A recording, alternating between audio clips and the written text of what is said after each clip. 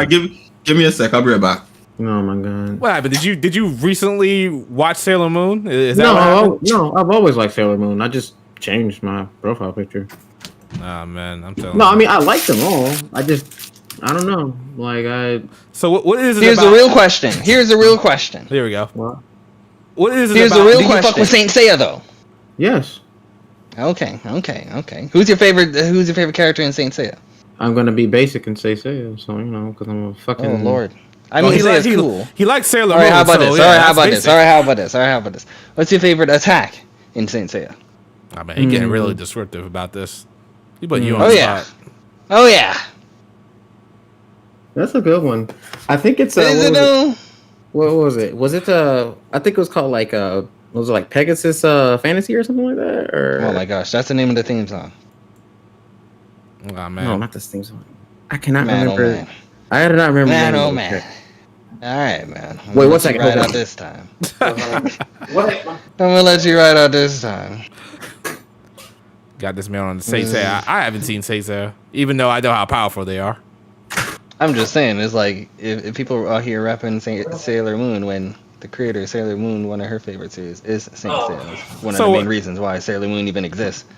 Oh, okay. So Saint Seiya came first, and then Sailor Moon came afterwards. I mean, okay. I'm gonna be real. Yeah. I understand a lot of stuff takes inspiration from a lot of things, but you know. No, I understand. It's just like she was just like, man, I love Saint Seiya. I'm basically gonna make the female version of it. So wait a minute. If he said he didn't like Saint Seiya, that would have been an issue. Yeah, you better square up because I know he's a Bleach guy, and it's like Tito Kubo's favorite manga is Saint Seiya as well. So like, what the fuck going on? I mean, do you guys? Okay, let me ask you this: do you like the Shadow? The Shadow. The Shadow is what inspired Batman. Nope, don't know about the Shadow. Exactly. It doesn't really matter. And granted, I like the original inspiration of Saint Seiya because it's good, but like, I don't think that. Controversial. I don't think that just because someone did something first means that they mean they did it the best. Because Superman was inspired by this thing called Gladiator, but Superman's better than that. So that's true, but Saint Seiya is better than Sailor and Bleach. Oh wow! It is. Man. I don't know. It is. I don't agree, but whatever. Yikes! And even though I agree with you, because I keep that what you say right there is usually what I say when it comes to Trails. A lot of Trails is inspired by a lot of stuff.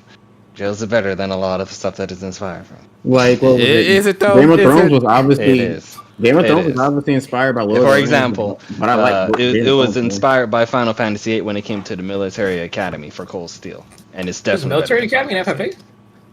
Yes, that's what Squall goes to. It's a military academy. Yeah, I know next to nothing but it. He's kind of technically a child you soldier. We won't be technical about it, but you know, whatever. Speaking of Trails, Riku, I ain't gonna lie. Like, I think was it this chat that was having the discussion? Yeah, because about the Emma figure, I kind of went on like a Trails like Wikipedia, I guess you could say, spree. I was like, you know what? I miss this series you got spoiled, now. didn't you?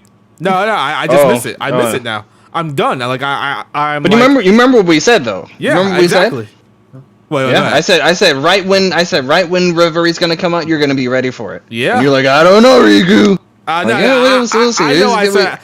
I said after 4, I was burnt out. I was burnt out after 4. And I didn't want to do it. But now we got 3 and 4 pretty quickly after each other. It's like a year apart. Yeah. So now it's just like, all right, I'm ready for Trails of Reverie at this point. I'm ready to play that game. I'm ready to get back into these characters. These characters are great.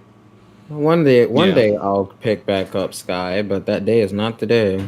Ah man, what happened? Did you not like it? Was it not? Did you not get into it as much? No. When I was playing Sky, I just was like not at the time to be playing a lot of games where it's like I probably could go back to it, but I need I'm just like clearing up some other stuff before I start Trails. So. Okay. We're gonna get that Reverie soon. Well, when is Reverie? It's like in July, right? Yeah, July, like the first week in July. Yeah, where's that code at though? I'm gonna need that code. Still, I feel like it's any day at this point. Yeah, it should be dropping any day at this point. I'm gonna go back to the website. Well, it comes out July, right? I probably won't see it early until June. I say probably early June-ish. But with Trails, actually, I'm not sure if I'm supposed to talk about embargo. But with Trails with Azure, They let's say they took their sweet time with supplying it. So Yeah, wasn't it like a few days in advance? Like I remember that. I was like, I ain't doing no there's video a on this. reason I opted to stream instead of review. Oh man. Because I Here's the thing, though. Here's the thing, Roy. There you go. I don't know if they did that because it's because of that's the crossbow games. Because how do you remember how early you got Cold Steel 3 Cold Steel 3 and 4 Shadows? I want to say as I at least, almost a month. Yeah, it had to be like It was 3 like weeks almost at least. Yeah, it was like 3 weeks Yeah. ahead of the schedule and whatnot. Yeah, and So I'm like I said, I'm wondering, Blake, if what you're dealing with is the new way they do it, or did they only do that because it's those games? I think Reverie will be the answer to that. I did it because I'm whatever. a small nobody YouTube channel. I gotta make a video I think on this guy. you think you got yours later than other people? Then I'm not sure because I'm not sure when other publications would have gotten theirs, but I feel like they probably gave everybody that at the same time. Yeah, I think they gave everybody. I think Sega should buy the Trails series. Oof. And then we here's the thing. We got a Sega Trails doesn't- Persona crossover. Is that what you're saying? No, because you'd actually get the games on a relatively faster time base. That's why. Ah man. oh, we haven't had new Persona games since 2017. That's because those games. No, there's a difference. There's a major difference. You know what I mean. All right. We're live. We've been live for the past 5 minutes. Chat, what's going on, chat? Great to be here on this Mother's Day. Everybody out there, appreciate your mothers. Appreciate the MILFs. What did I say? What the? And not the type of mommies that the devil be repping. Yeah, exactly. Yeah, The actual mothers. Yeah. Shout out to FGO's Ryko. Yeah. I won't ask. All right. Shout out to who else are myths in is Sarah's not no. Who else? I can't remember in Trails. You said the mothers? Yeah, the mothers in Trails. Well, let me tell you about Shit, are we Prince live? Olivier's mother. Are we live or are we not live? I got a quick question. We We definitely are live. You can't talk about your dick right now. No. There you go. It's a question about racism. All right, before Q gets off on that tangent, we have a super chat. Thank you. From Sebastian saying, "Good night, gents. I'm asleep. I'm a speed this since I have a dinner. Happy Mom's Day to everyone. Hope you have a good podcast. Love to y'all. Shadow decided to do the podcast on time when I'm busy. Shaking my head. Man, yeah, this is all premeditated, Sebastian. I had this all planned. I knew you were gonna be busy. I said, you know what? I'm gonna make sure I go live today, just to spite Sebastian, 100%. 100%. Because you guys have played Trails, real quick. Are most of the cast like teenagers, or does it like go from like teenage to Like adult? main They cast, grew up through the story. main cast is mostly teenagers. Oh, wow. There's like Yeah, there are it's some like- adults, but the main cast is definitely majority is teenagers. Okay. Yeah. I mean, it's not a big And deal. then- I'm just curious. Yeah, It's like Well, usually a you- time skip and the teenage will go turn No, to, because like, you guys said adults. something about people being moms. I'm like, wait, so like, do some of them? No, he's just talking about the overall, like, Oh, just Yeah. all of the characters inside there, Okay. whether they are playable or not. The only mom that like really pops in my head, Shadow, is Kurt's Alicia's mom. Oh yeah, her too. Elisa's mom. Alicia's mom can get it. I ain't even Oh, try yeah. to lie to you. Lisa's mom, Kurt's mom, and I feel like there's another big one that I'm missing. Is it? I What's was her If name? I said Aurelia, that's mommy. That's Oh like, no, yeah, that's different. but that technically counts. That technically counts if you're gonna go that route. I was gonna say, what was her name? Yuna's mom, but I can't remember anything about Yuna's mom. Yuna. Who's Yuna again? No, I remember you. Wow. Tom You must Fantasy. back her You're one of crossbow. those? You know Yuna? You're not one of those, Shadow. Wait, You're are we not talking one about of those. Trails? There's a lot of Yunas. Yes. Oh my gosh. Who the Oh frick my is you? gosh. Hold up, let me. Hold up. Yuna. Yuna. Crawford. Oh, Of Yuna. Crossbow. I don't. Yes. Okay. Yeah, Crawford her. is the most Wow. normal sounding last name. It's in the world. I crazy have he's saying that right Interesting. now. Oh, Isn't that no. right, Riku? Isn't that interesting, That is Riku? crazy. That is crazy, Riku. What? That her last name's Crawford? Yeah. Yeah. No, Greatness just said Crawford's one of the most basic last names. Is it though? Not really. I mean, I have feel a like, basic I last feel like name too. I feel like a I'm just basic saying. last name is like Smith or Johnson No, I met a lot of or Crawfords. Sanderson. Oh, man. We're still going. Now we going with this narrative. All right, I'm gonna leave that narrative alone. I'm definitely gonna leave that narrative alone. By the way, Shadow, you got a file. What did you say? That? I sent it to you. Oh, that's a message. Oh, okay. Yeah, I see it. I'm gonna download Alright, cool. it and see if it can go. I just tested it. It downloaded fine. So yeah, Alright, cool, go cool, for it. cool.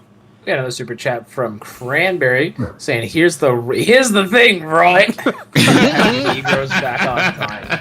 Yes, but Q currently is not a Negro because he hasn't played Advance Wars. Now Riku, on the other hand, that's my Negro right there. Thank you, Cranberry, for the $10 super chat. Appreciate it, man. If you have not peaked Riku's review of Advance Wars 1, bro, that shit's peak. I have my reasons for why I took a while to get back. I walked downstairs to my missus shouting at the neighbor and cursing in Polish. So Oof. I was like, "What the? What? I was like, what's going on?"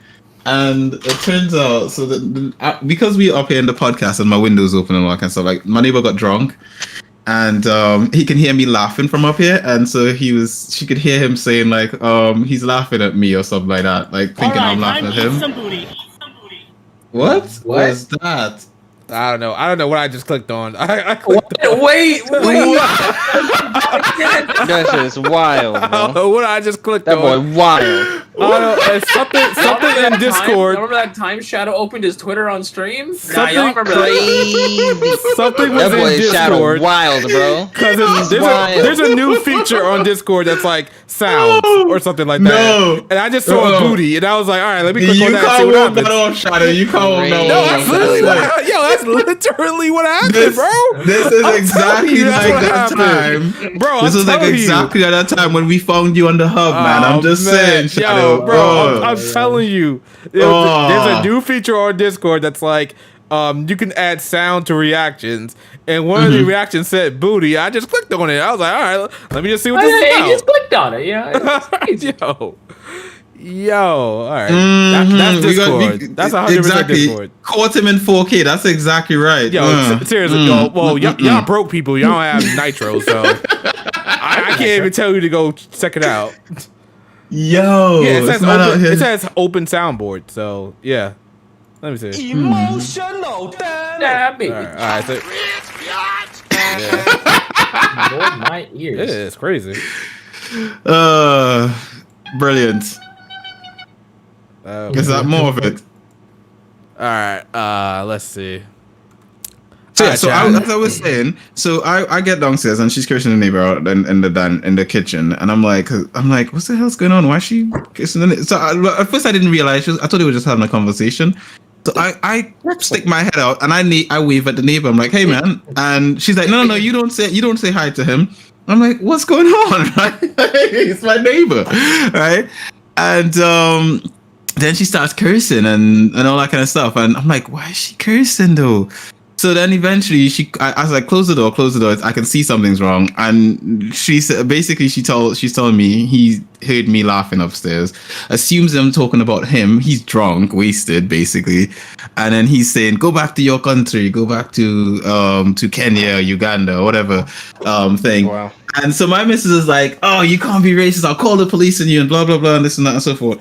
And so I'm wondering, is that really racist or is it just a drunk guy doing drunk guy shit? Like, It's a drunk guy doing drunk guy shit. Like, don't that's be. what I was saying to my missus. I was like, babe, like, I don't really think. What? What if let's say when you're drunk, your inner thoughts come out. So what if he's a closet racist? Well, I don't know, but so for me, it's like he's always been chill with me. You know, he's loaned me his lawnmower. He brings, like, when he plants fruits and vegetables in the garden, he gives to us. You know, we chat. You know, it's fine. You know, but. I mean, he got drunk. So my missus is like, she's more angry than me, right? Now, keep in mind, guys, Right, my missus is... Cool. It's a racist story. The drunk guy's racist. We got to move this along, man. So about those videos. My bad. I'm sorry. I just wanted to know if I was right or wrong, but okay, go on. Yeah. Real quick, Riku. The name, the fucking attack name, I remembered it. It was a Ryusekin, whatever. Pegasus Ryusekin. Yes. I mean, that's like saying my favorite Dragon Ball attack is Kamehameha, but I'll let you slide. Yes, I'll let you slide. Yes, it is. Of course. Man, I mean, what's wrong with the Kamehameha? You know what my favorite Bleach attack is? Oh my gosh. All right. Yeah, that one. Oh my gosh. Y'all crazy. This boy Zayfer, basic boy. Yeah, I see you. Oh man, you called him Zayfer. Nice.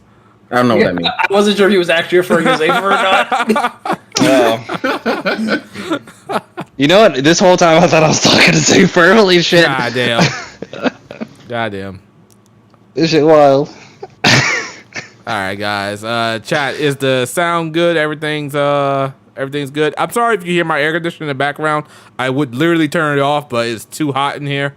I can't do it. So if you hear, you got to make sacrifices for the podcast, Shadow. I'm not gonna be here sitting here sweating like a pig. That ain't happening. Lord, that ain't happening. Riku had to go and adjust his mic, probably pull something out of the closet or something. I'm sure he wasn't dying of sweat when he was doing that. So I think we're good. I think we're good. Let me see. Do you guys have a beverage when you're on the podcast that you drink? I am drinking a mango juice cocktail right now. I'm drinking horchata, so that's nice. Nice. Anyone else? Riku's drinking my cum. hey yo, what? What? Start the podcast. Yo, what? we really should just end the podcast. Oh my god. We got a super chat. God. Cranberry saying, for Dracon, which site you recommend? Which site you recommended, Shadow? Oh wow, I can't. You guys are crazy. I don't know what website you want me to recommend, Cran. Like whatever website floats your fancy. I don't know. But this is officially the Sus podcast. I don't know what to do with you guys anymore, man. You guys be acting wild, man. We don't even have a full panel out in this bitch. All right, guys. Welcome everybody to the HBMP podcast, episode 94, JRPG podcast, best JRPG. Oh, wow, I can't talk. You guys got me messed up. Best JRPG sound podcast around. You guys know where to find us. Spotify, Google Podcasts, whatever have you. We're on there, so go check it out. So we're gonna start with these intros, but I think we got one more thing to read. We got a super chat from Ace Breaker saying, "Homies sharing fluids, you love to see." No! Oh my god! Yo, This is not a thing. This is not canon. What in God's name is wrong with y'all? Big God. That's just not even filler. You know what's the thing? That's just bad fanfic, bro. It's how comfortably Blake read it. You know, he's just like, yeah, this is legit. Oh my god! No, it is not. Not canon. Hashtag not canon. Not canon. Not even filler. Like we don't. It is bad fan fiction. All right. Did you just say not fuller? Filler. Okay. No, I heard Shadow say fuller, so you know. Lord. Oh my god! All right. Yeah. Ain't nobody's getting filled with nothing, okay? That's what I was thinking. Wow. I didn't say it, but I was thinking it. Wow. All right. This is how we get on a Mother's Day. Y'all want to get this way on Mother's Day? What is wrong with y'all? Oh man. All right. So let's start off with these intros. Go ahead, Blake. It is that time. What's going on, guys? It's me, Westtown HD. Got another episode of the greatest podcast on this platform live for you guys today. Got some interesting topics to talk about, including this little game that dropped on the Nintendo Switch, aka the console that could, aka the greatest console of all time, aka Nintendo Master Race, aka we're here. Greatest. All right. I'm gonna let that go for now. Go ahead, Riku. What up, people? Riku-san one, the only one we here on this Mommy's Day, as Devil would call it. And we're just here to talk about some motherfucking video game. All right. Q. Yes, happy Mother's Day to those of you on the other side of the world. Our Mother's Day has already passed here, but it's okay. You guys live in the past anyway. Did not know UK had different Mother's Day. It does, actually. It's weird like that. Actually, other countries have different Mother's Day and Father's Days as well. So it's a weird thing. The world is weird. But that being said, let's talk about some waifus, though. Let's go. I feel like if I wanted to avoid the waifu chat, I gotta kick you off the podcast because goddamn, bro, you just go in on that stuff. You can't take away his brand. Exactly. Oh, man. I am on brand. Basically it. All right. Go. Where is it on this? Go ahead, greatness. What's up, y'all? Happy Mother's Day to everyone. Let's have a great time. And we are exactly 1 month away until Final Fantasy 16. greatness. The game that's not a Final Fantasy. Got it. All right. Yeah, we're not sorry. No, I'm not getting that. Wait, hold up, Shadow. Were you one of those people when Final Fantasy 12 came out saying Final Fantasy 12 is not a Final Fantasy game? I can't remember if I was saying that. I I feel definitely. like you were one of the. I feel like you would say that if you were. 12 was great. I was which is funny definitely, I was definitely against 12 when it first came out, but I don't know if I will say. Were you against 15 when it came out? Oh, Were you against 14 100%, when it came absolutely. Fuck 15. Interesting. Wow. Fuck Like the since day disrespect. one, like when they announced that Versus 13 is now 15, you were against this. I was against that because they would take it forever. That's why they had to change it to 15 because they're fucking incompetent. And then Alright. Final Fantasy 15, 2016, launch day one. That shit was garbage. Garbage. Garbage. Did you finish it, Shadow? Yeah, I trying to did. sound like LPG. Did you play it on PC and on console? I played it on console and then, yeah, I finished it on console. I never played it on PC. Well, I played it on PC just because it was probably like $10 and I brought it, but I never actually played through it on PC. I looked at that whole game's development. That shit was a Shit show, yes. no. There was no, like it's like no matter how much whatever you think of that game's development, it's more surprising than like you'll ever know. It's crazy. Like apparently it wasn't supposed to be open world. Like the It team shouldn't have didn't want to. Yeah, the team didn't want to make it open world because they had no experience doing that. But the director Tabata, because this is when they switched from Tabata to have Tabata take the thing. He was like, well, you know, it's okay. He's like, it's okay. It's We'll good. figure it out. Yeah, literally, he was like, it'll be a good experience, and I'm just, I don't know about that one, Chief. I wouldn't have done that one personally. It's Final Fantasy. People will buy it. Now I wonder, like, I'll just say this: I wonder whose open world is better, Final Fantasy 15 or Breath of the Wild. I mean, Tears of the Kingdom. That's not even fair. You know that. You know which one is better. I actually know which one is better. Breath of the Wild. Why are you, dude? All right, fair enough. But why? But didn't you just say that what? Final Fantasy 15 was trash? Yeah, but like I would say its open world looks way better than. Okay, you know what? Let's not get into that. Yeah, You say it looks, you mean like graphically? I thought you meant like how does like the player play it and interact with it or something like that. Oh, okay, fair enough. Yeah.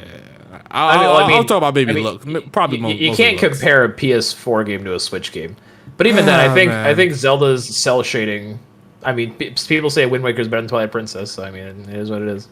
Wind Waker is better than Twilight Princess. Everyone knows it's a fact. It's not Anyway, like people say. So I'll yeah. agree So with that. moving on. Jesus Christ. This is scientific fact. Who the freak liked 15? Who liked Final Fantasy 15 in the chat? I want to smack that person. Laura? Actually, no, I'm not gonna play it this year. Maybe next year. But I'm like going through like a semi Final Fantasy marathon. I played 2 and 3 like back to back in a week, and I plan to play 4. Relative. Well, I shouldn't say about after Zelda. I'll play 2. You sound like the type of person that plays like the remasters with like infinite health on or something like that. Is that what you're doing? I turn off random encounters and boost the XP, so I'm not sitting there for 3 years. Yeah. Oh man, Completely respectable. completely I was like, respectable. you should have said Riku was there for the end of FF3, bro. That final dungeon, even with those mechanics, I still wanted to hang myself. Oh yeah, no. FF3's final dungeon is like I think they admitted that it was like kind of trash. They were like, yeah, no. It was, bro, and like there's like no checkpoint. Like, oh my gosh, like it was like the epitome of design to waste time. Mm-hmm. Speaking of design to waste time, boy, I've been playing Neo World Is With You. Do I got a lot?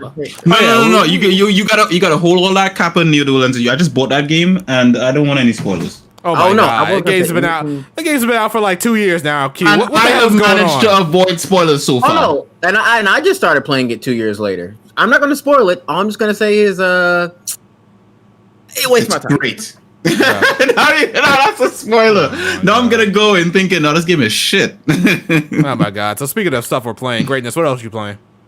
I aside from Neo Worlds With You, I recently beat Titanfall 2. That was pretty Hey, nice. that game's Nice, clean. nice, I nice. beat No More Heroes 3. That game was fun. Mhm.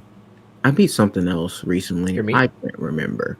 But after World Ends With You, like I'm on the last little stretch of the game. After I beat that, I'm probably gonna go play. I might play like Miles Morales or something because I need something short.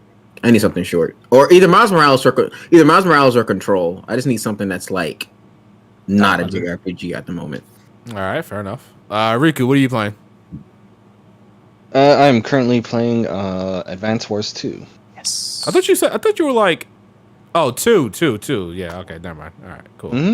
You beat one before, and now you're on the 2. All right, cool. Blake, what about you? So, like I had mentioned, I finished FF2 and 3.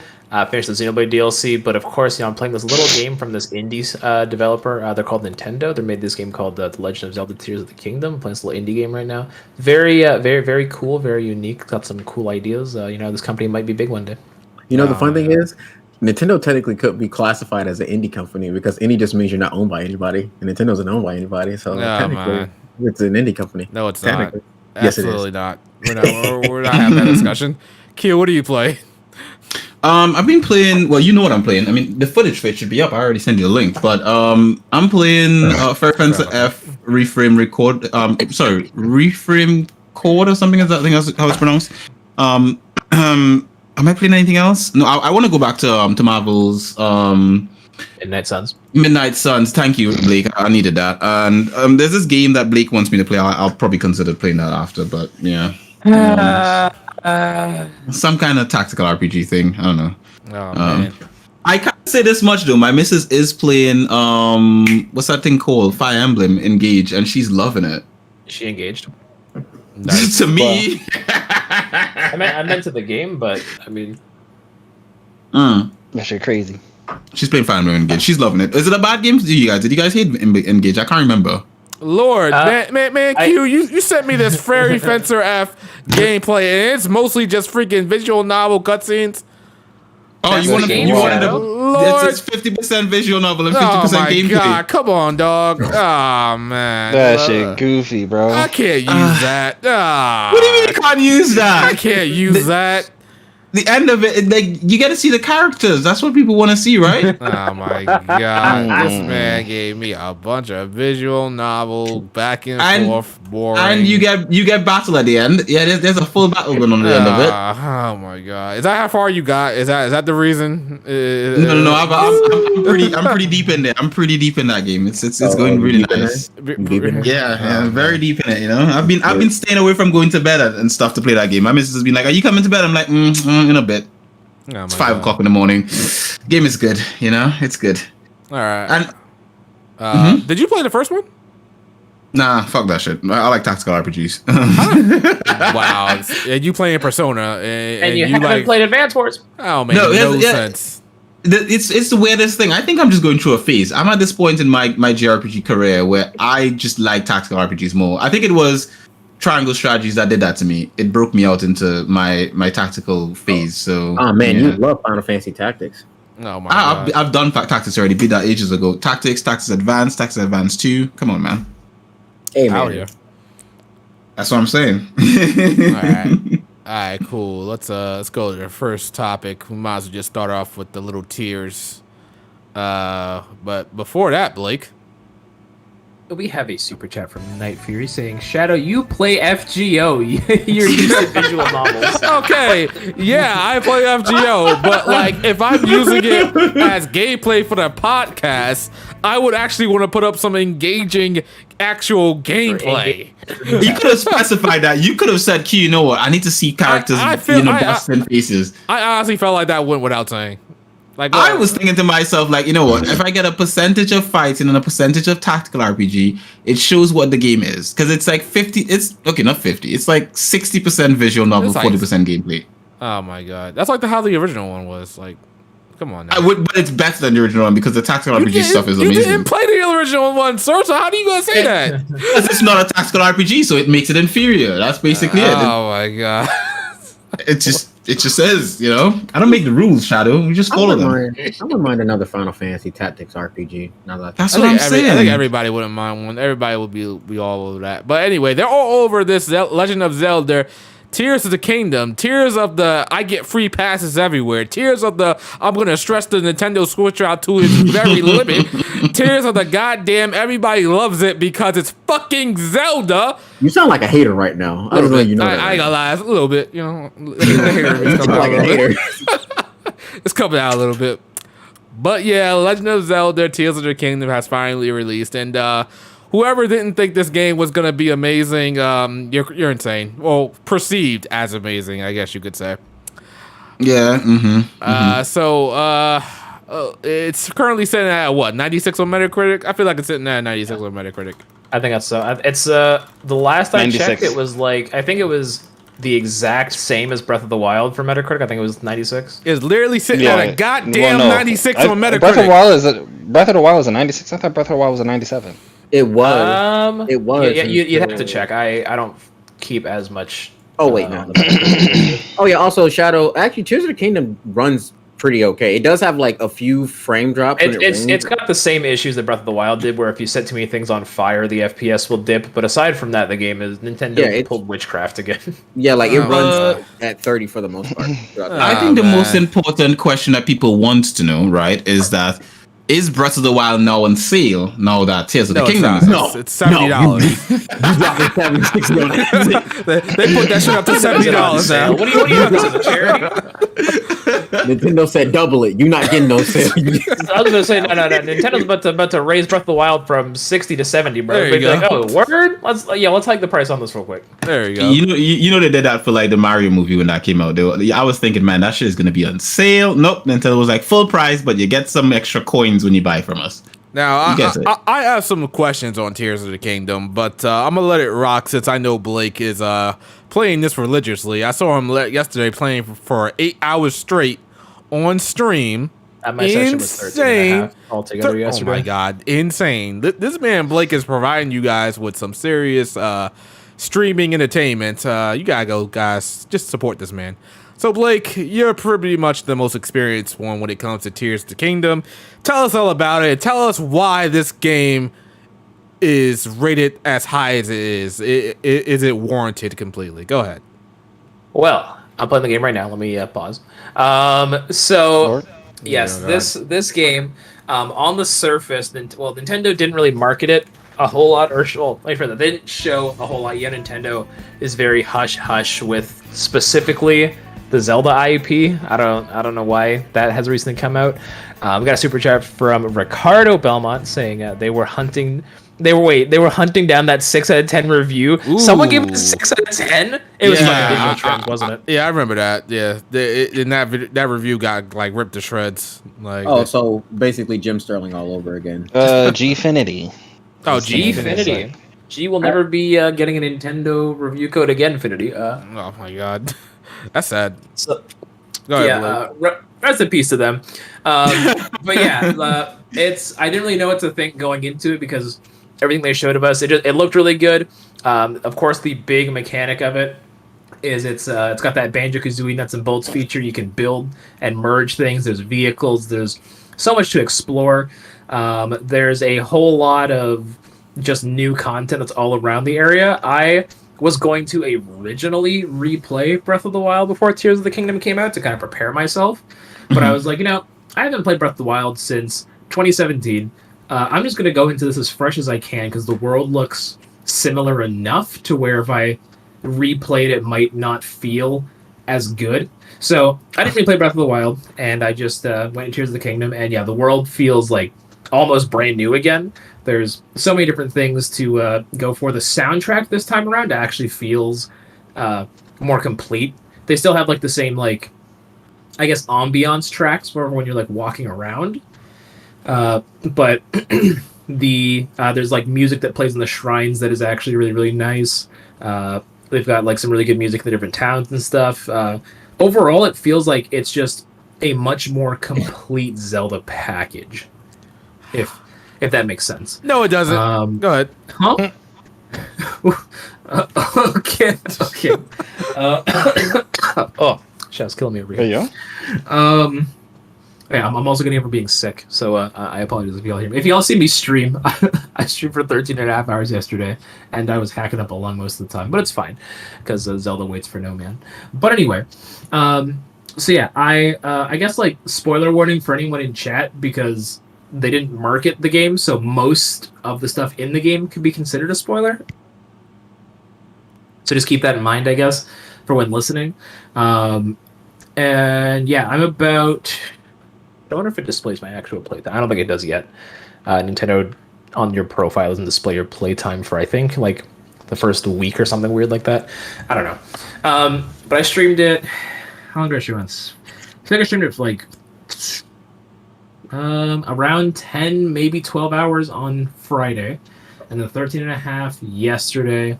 So that's 25. And I streamed it for about 4 hours today. So I'm about 29 hours in 3 days. Does that make sense? Yeah. And I'd say I feel like I'm about maybe halfway through. It's unlike Breath of the Wild, where you could run to the final boss at the start of the game. This game is a bit more story focused. That actually wants you to like follow along with like story beats. So it still has that freedom where you can run around and do the objectives in any order, but they want you to do the objectives before you take on Ganondorf.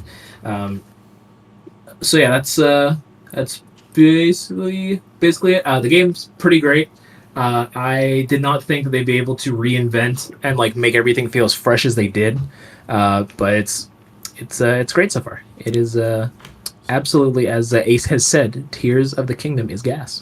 Absolutely great. Sounds like they fixed a lot of the problems I had with Breath of the Wild. I agree. Yeah, they did fix a lot of issues. What were those issues? Go ahead. What were you saying, Joe? What was the issues from Breath of the Wild that they fixed with Tears of the Kingdom? Let's see. Let me think for a second. Actually, we have a super chat from Shattered Glass saying Jim's score was good. People have to get over it. They do. They do. Oh man. So the 6 out of 10 was warranted. Man. Yeah. Crazy.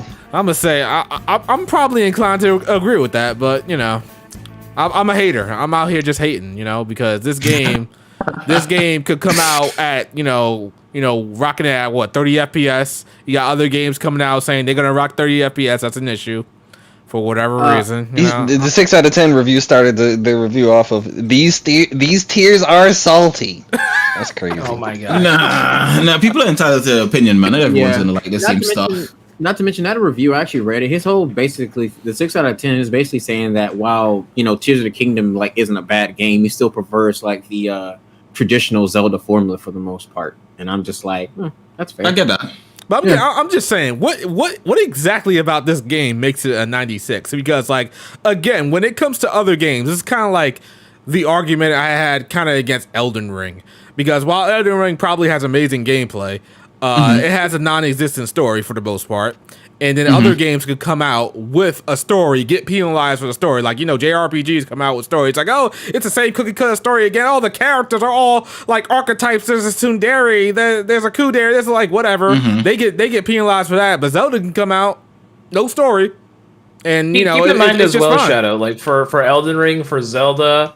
Not as much Pokemon anymore. Reviewers are not kind of Pokemon, but like it's also like the IP and the legacy. So you say Mario. It is a brand thing. I think when you have certain titles that already have, because like if you release like for example, let's take a look at Immortals Phoenix Rising. That game tried to mimic Breath of the Wild 1-to-1.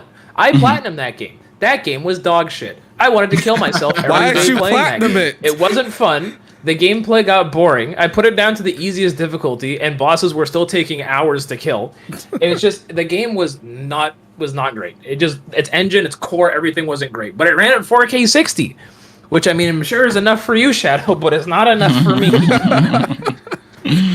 Sounds like my type of game. I think one thing with Nintendo games in particular is that, as far as I can recall, Nintendo doesn't market their games on 4K 60 and 8K and they like can't. all this. Like, they literally can't. They don't have the power to do so. Nintendo. Okay, but that's the thing though. They don't set that expectation up in people's heads. Sony and Microsoft do. So when their games come out not running that well, okay.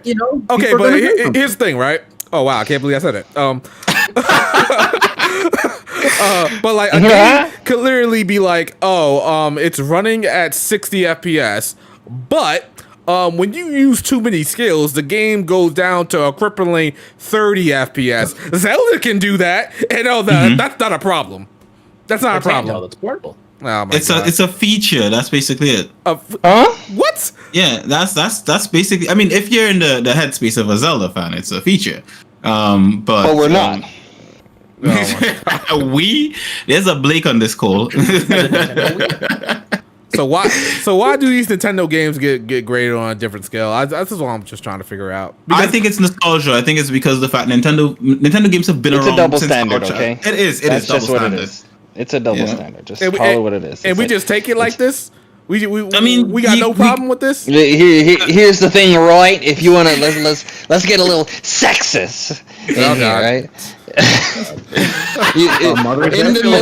On Mother's Day, mind you. Yeah, let's do it. You go to the military as men. They say you got to do how many push-ups. You go there as a woman, and they say you got to do how many push-ups. They're not the same. They're graded It's based on body differently. type, yeah.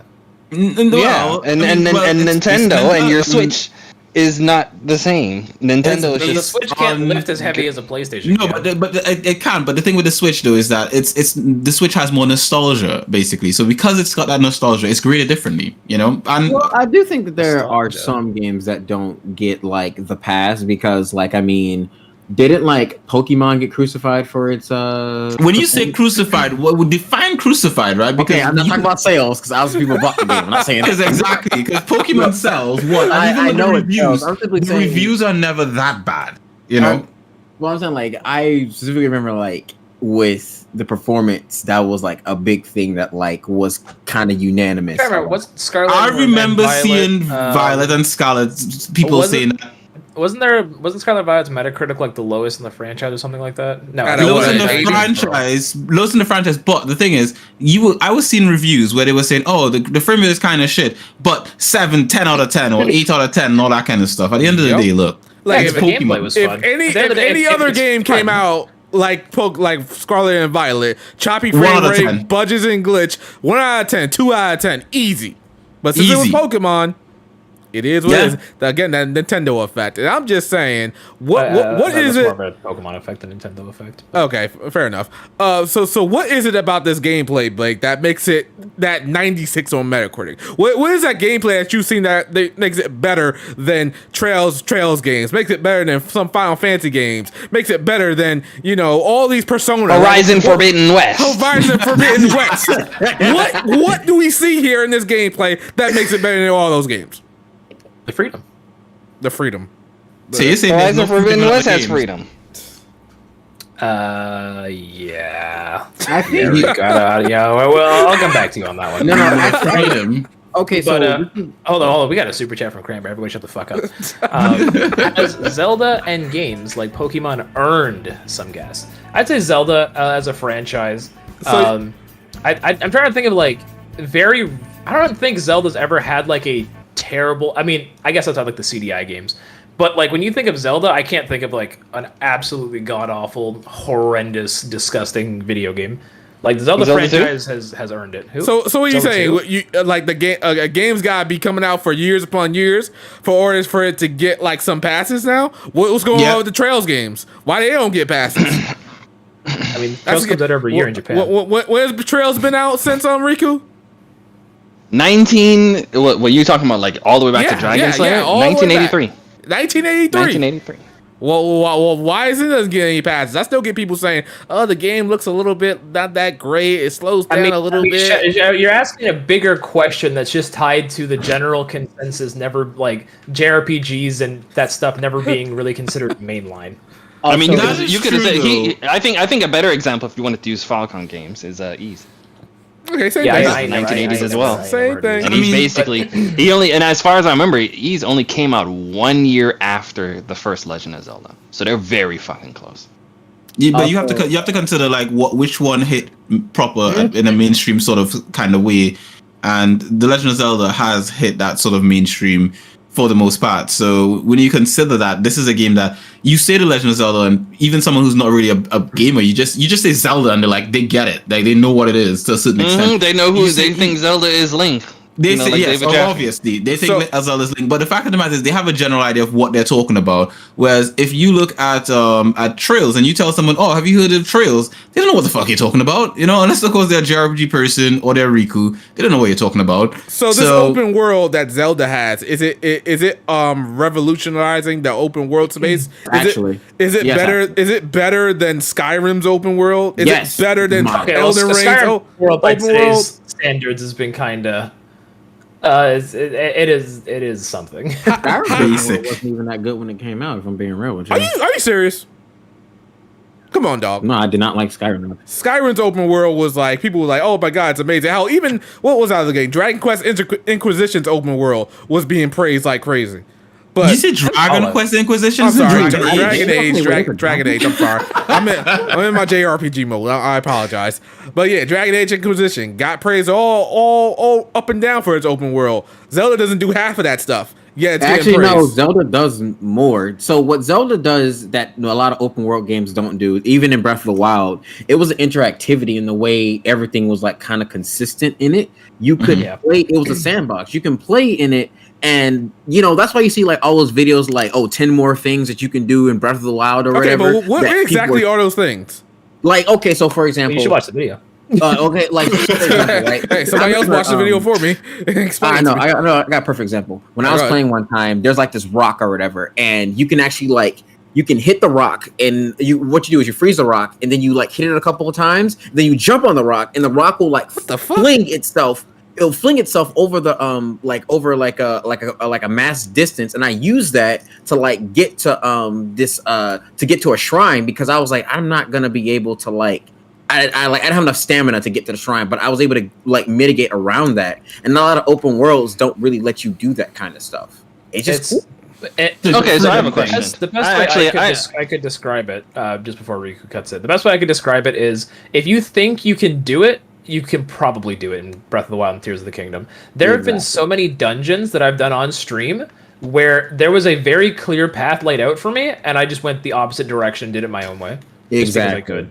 It's pretty much your own creativity. As long as you can make it work, it works. You can do all that in Skyrim as well. You don't have to go. You don't have to do exactly. Shadow. There have been times I tried to walk up a cliff in Skyrim, or like just walk upstairs, and my character falls backwards.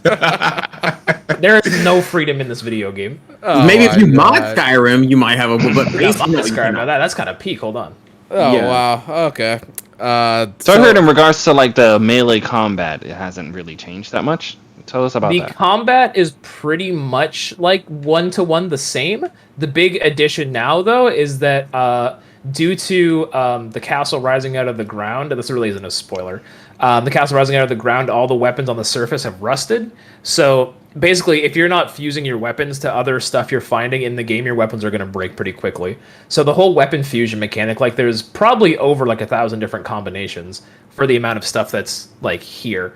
But in regards to like his swinging animations, he doesn't have any like new attacks, no like uppercut or down smash. Not that I have seen yet. And there's no like new weapon types per se either.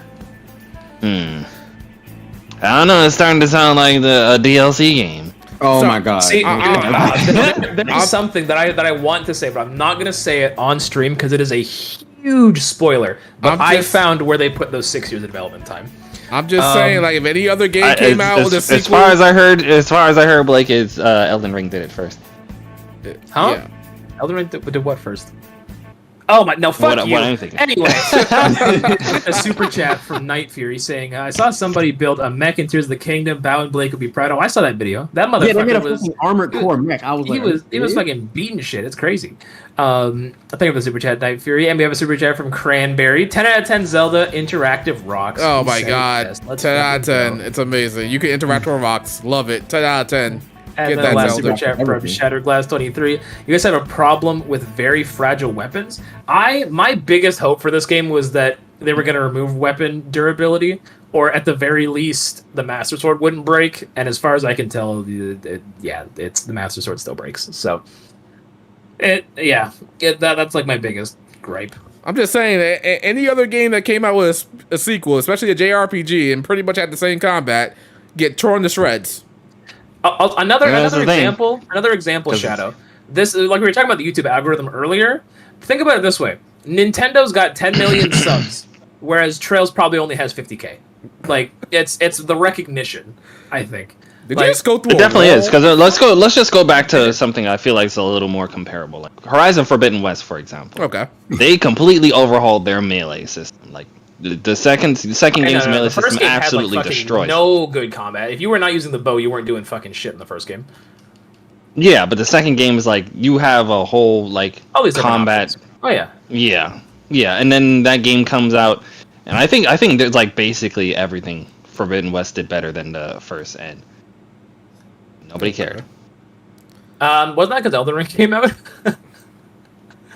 That's true, but it's like when you talk about Forbidden West, like it still was like. I think the problem with Forbidden West is that one, it was cross-gen, and two, it did come out in a bad time. I think if Forbidden West Elden Ring was cross-gen as well. Yeah, true, but I mean, like, I think if and this is just maybe Elden Ring had like because Elden Ring has the From Software kind of like name behind it, like it Name was recognition. it was It has the guaranteed to subs. succeed because of the name specifically. Yeah, that George R. R. Martin name. That's what it had. Yeah. Here's the thing. I feel like people still would have treated Horizon Forbidden West the same way they treated it, even if I it don't wasn't. think so. I think if Horizon was a PS5 exclusive that had like special features that was specific to the PS5, like it was built from the ground up and was doing things that were just groundbreaking for it. Like Spider-Man 2? And it's pardon? I heard that's what the DLC does, because I heard a lot of people that played the DLC in Forbidden West. They're like, Well, no one is going to I know can that. understand. But the point is that if that's how they did it, And oh no, how about this? Answer this. Why aren't people gonna know that?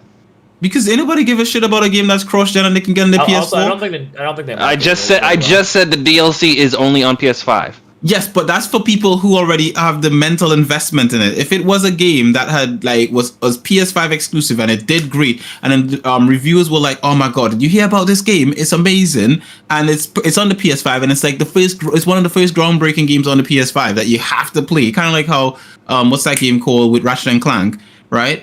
Then people are more likely going to be like, "Pardon?" I think it's Clive and Wrench, Ace's favorite game. Okay, I think we were talking about Zelda. I don't know how we got on freaking Horizon Forbidden West. Let him cook. Go Let ahead. him cook. Don't let this man cook. He gonna go on forever cooking. Hugh He don't know. his He food don't every know how to fucking finish day, the bro. That boy food. cannot cook. All right. What? Can't let this man. TLDR, to Riku's point, like I said, I think Horizon Forbidden West is a much better game than Zero Dawn, and I think that it's just like the first game came out next to a massive behemoth that it really couldn't compete with. Okay, so back to Zelda. Yeah, so back to Zelda. So Zelda's great. This video game is great. I just feel like I'm free and I can do anything. It's like when you come home after a workout and you take off your sweaty underwear, bro. It's crazy how free you feel. All right. So, That's your boy. where are we at on the chances of this winning Game of the Year? It's my game of the year so far. Easy. Pretty fucking. But the only high. thing that was competing with it was RE4 Remake, and I wasn't feeling for Remake towards the end. What I thought about 16 is still competing. Yeah, what about 16? No, I don't think so. 16 will be at the Game Awards. I just don't know if Final Fantasy is ready to say. I feel like at this point, if a Final Fantasy is going to win Game of the Year, it's going to be attached to 7 in some way.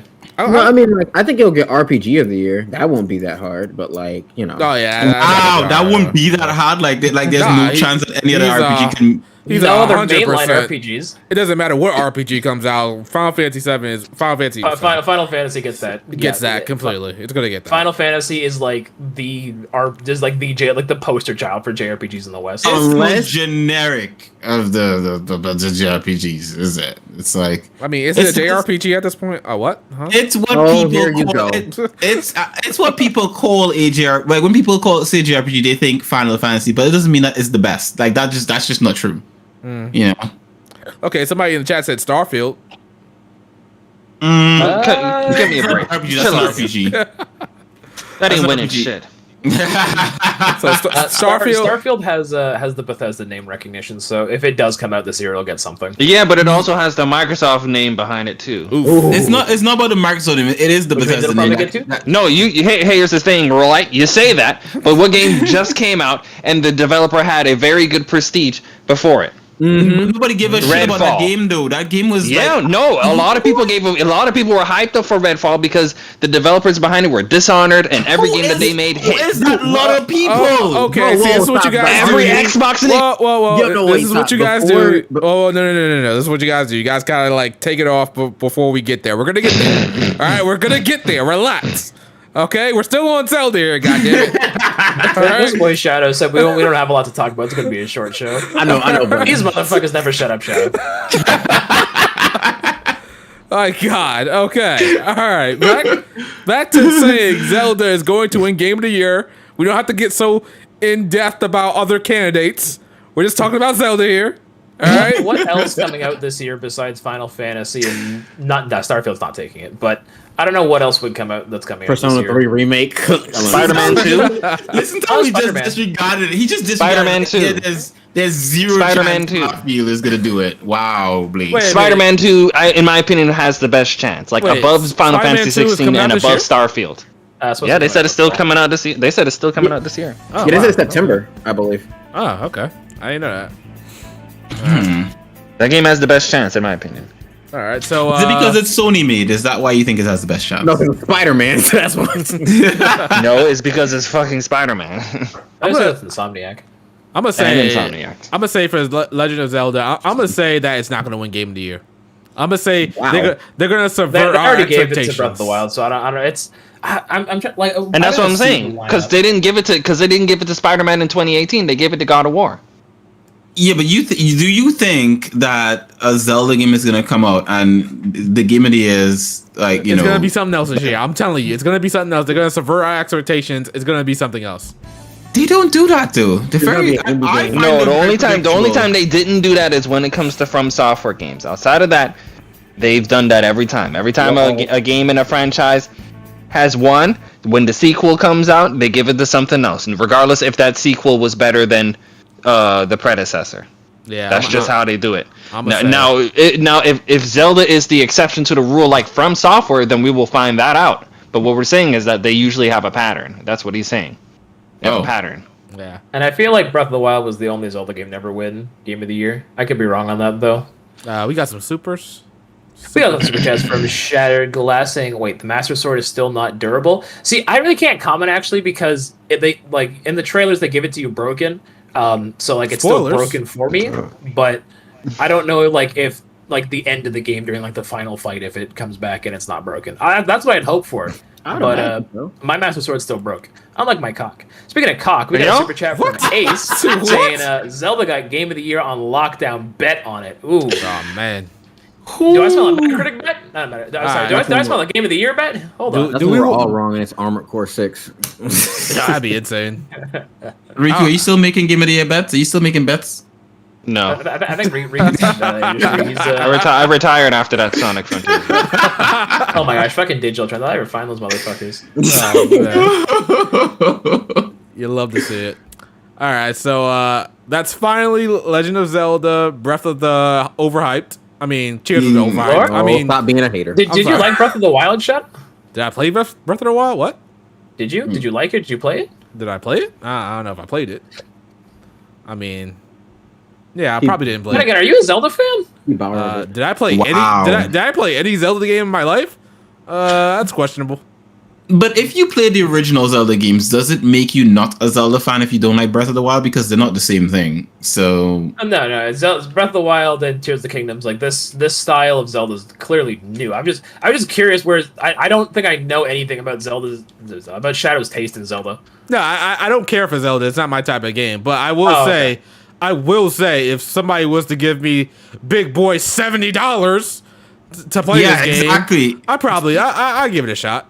Say it with your chest, Shadow. Say it with your chest. Overpriced. You know? So yeah, overpriced. Oh yeah, do we believe this game's overpriced too? Before we move on. Hell yes. Hell, Considering it's double the size of Breath of the Wild, I wouldn't say so. No. Here's the thing. They said, the reason why PS5 and Xbox Series S and X games are more expensive is because newer hardware and all that kind of shit. The Switch is the same thing. It hasn't changed. They've literally just raised the price of Switch games just because everyone else has raised their prices. Well, hold up now.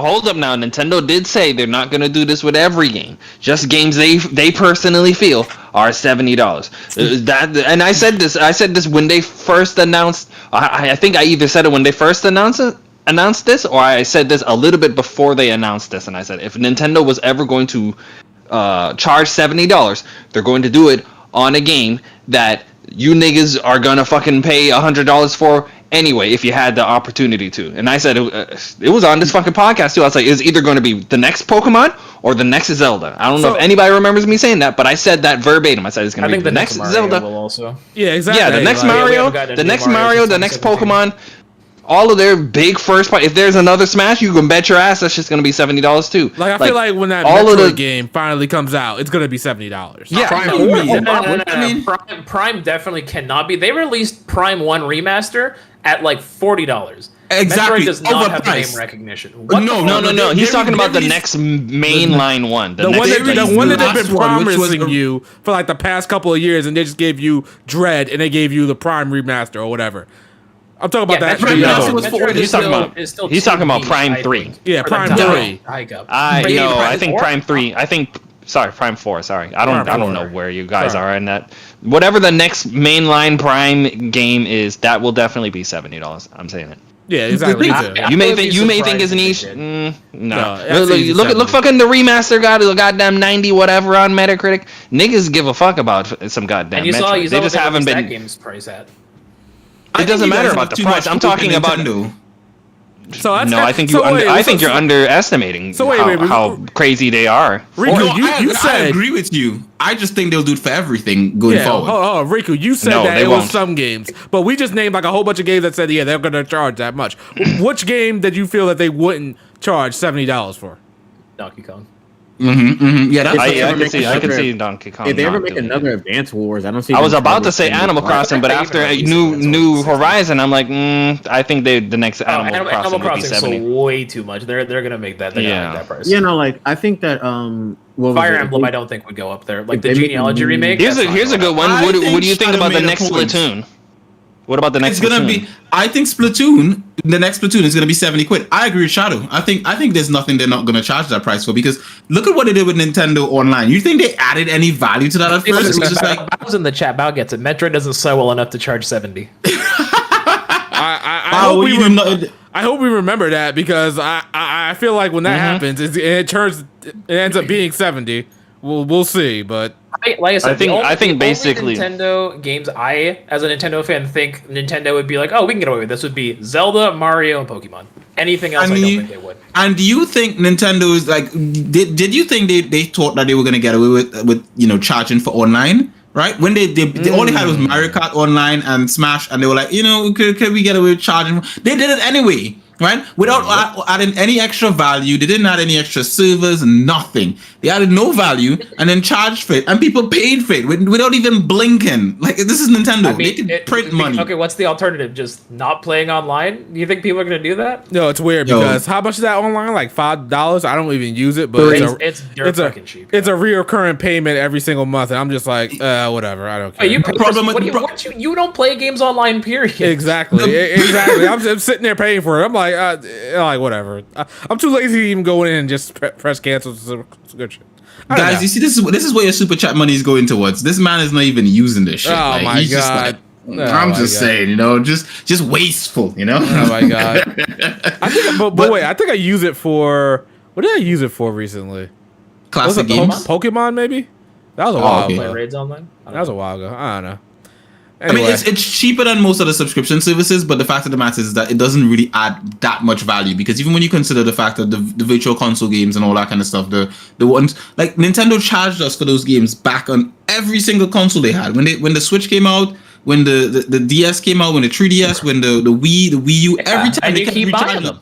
Well, I didn't keep buying them. You guys did. Q doesn't spend money on video games. Oh, okay. I want you to answer this then, Blake. Since they said Xenoblade Chronicles is going to continue, do you think Xenoblade Chronicles 4 is going to be 70? Probably. By the time Xenoblade 4 or Xenoblade X2, by the time either the next Xenoblade game comes out, there's going to be new hardware. Then it will be 70.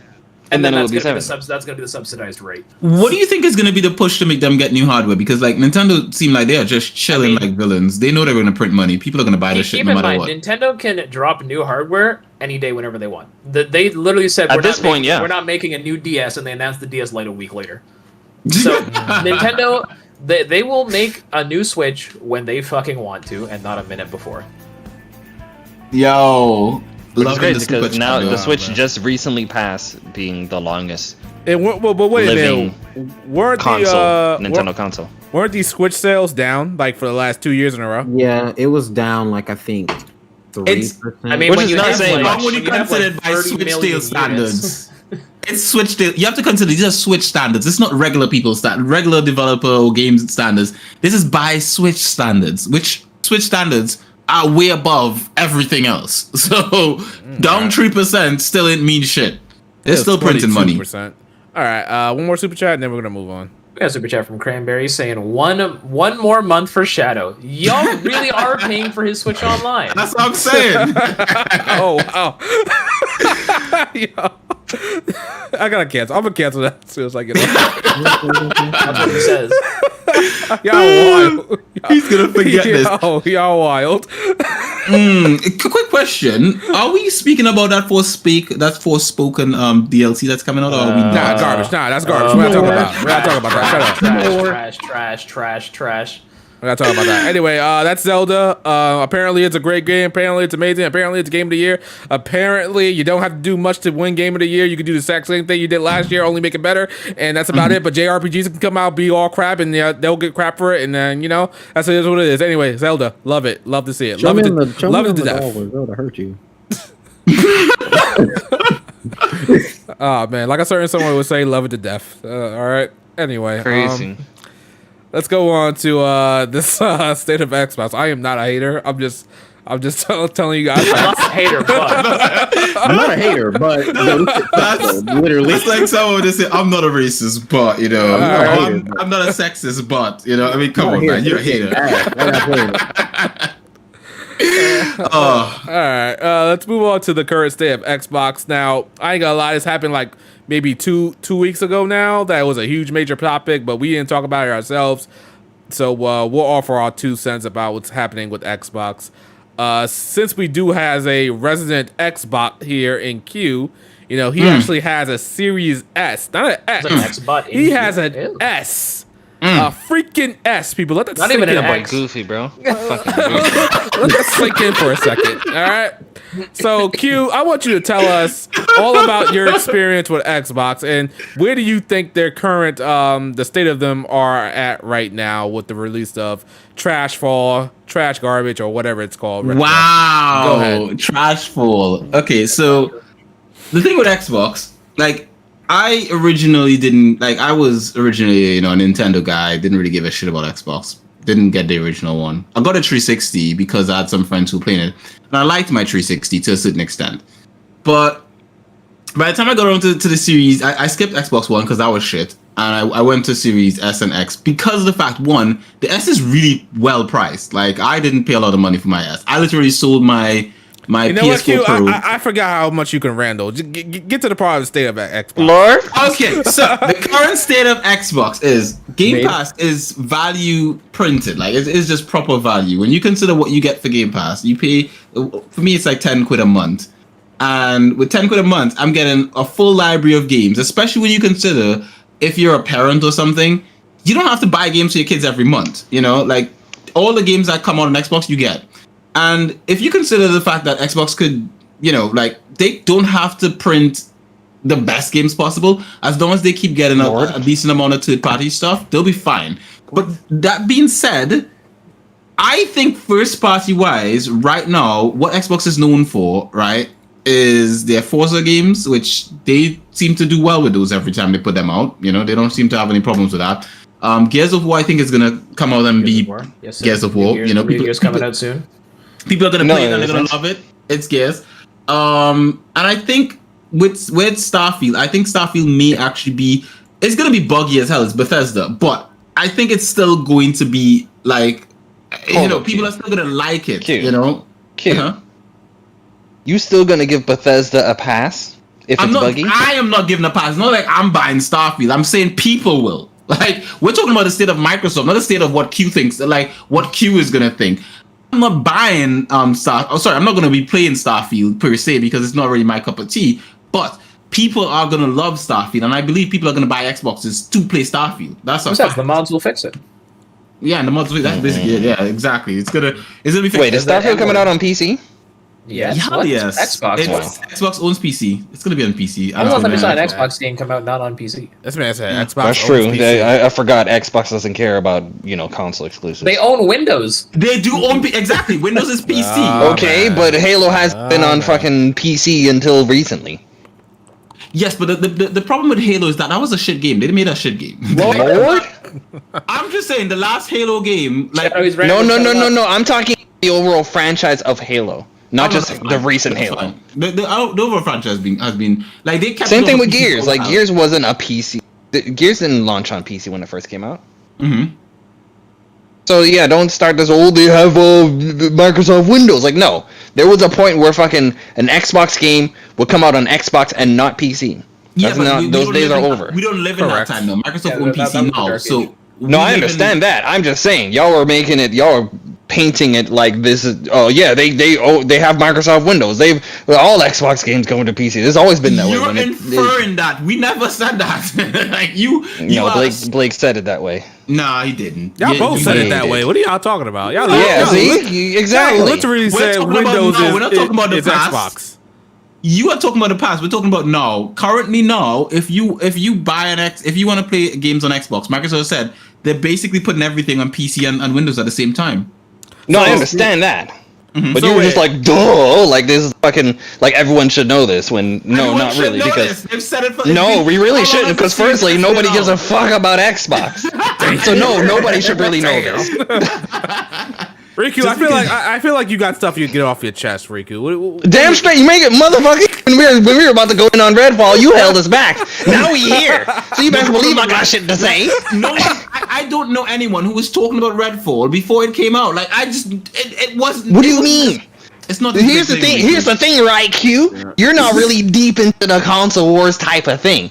On the Xbox side, these niggas was beating the fuck off of the skin of Redfall before that shit came out. Them niggas was hyped. This is the next big thing for Xbox. This was their next gen $70 Xbox exclusive. Yeah, it doesn't matter. They were hyped for the first next gen $70 Xbox game. I forgot it was $70. I didn't know what the fuck a Redfall is, but I sure as fuck heard about it because Xbox niggas was hyped for it. And what happened? How many, like, when you say Xbox niggas, like, who are you talking to? Who are you? Everybody on Xbox University and all these other goofy Xbox niggas. Oh man, that shit was so funny. Listen, Q, you are literally not in these He is in Little Rock.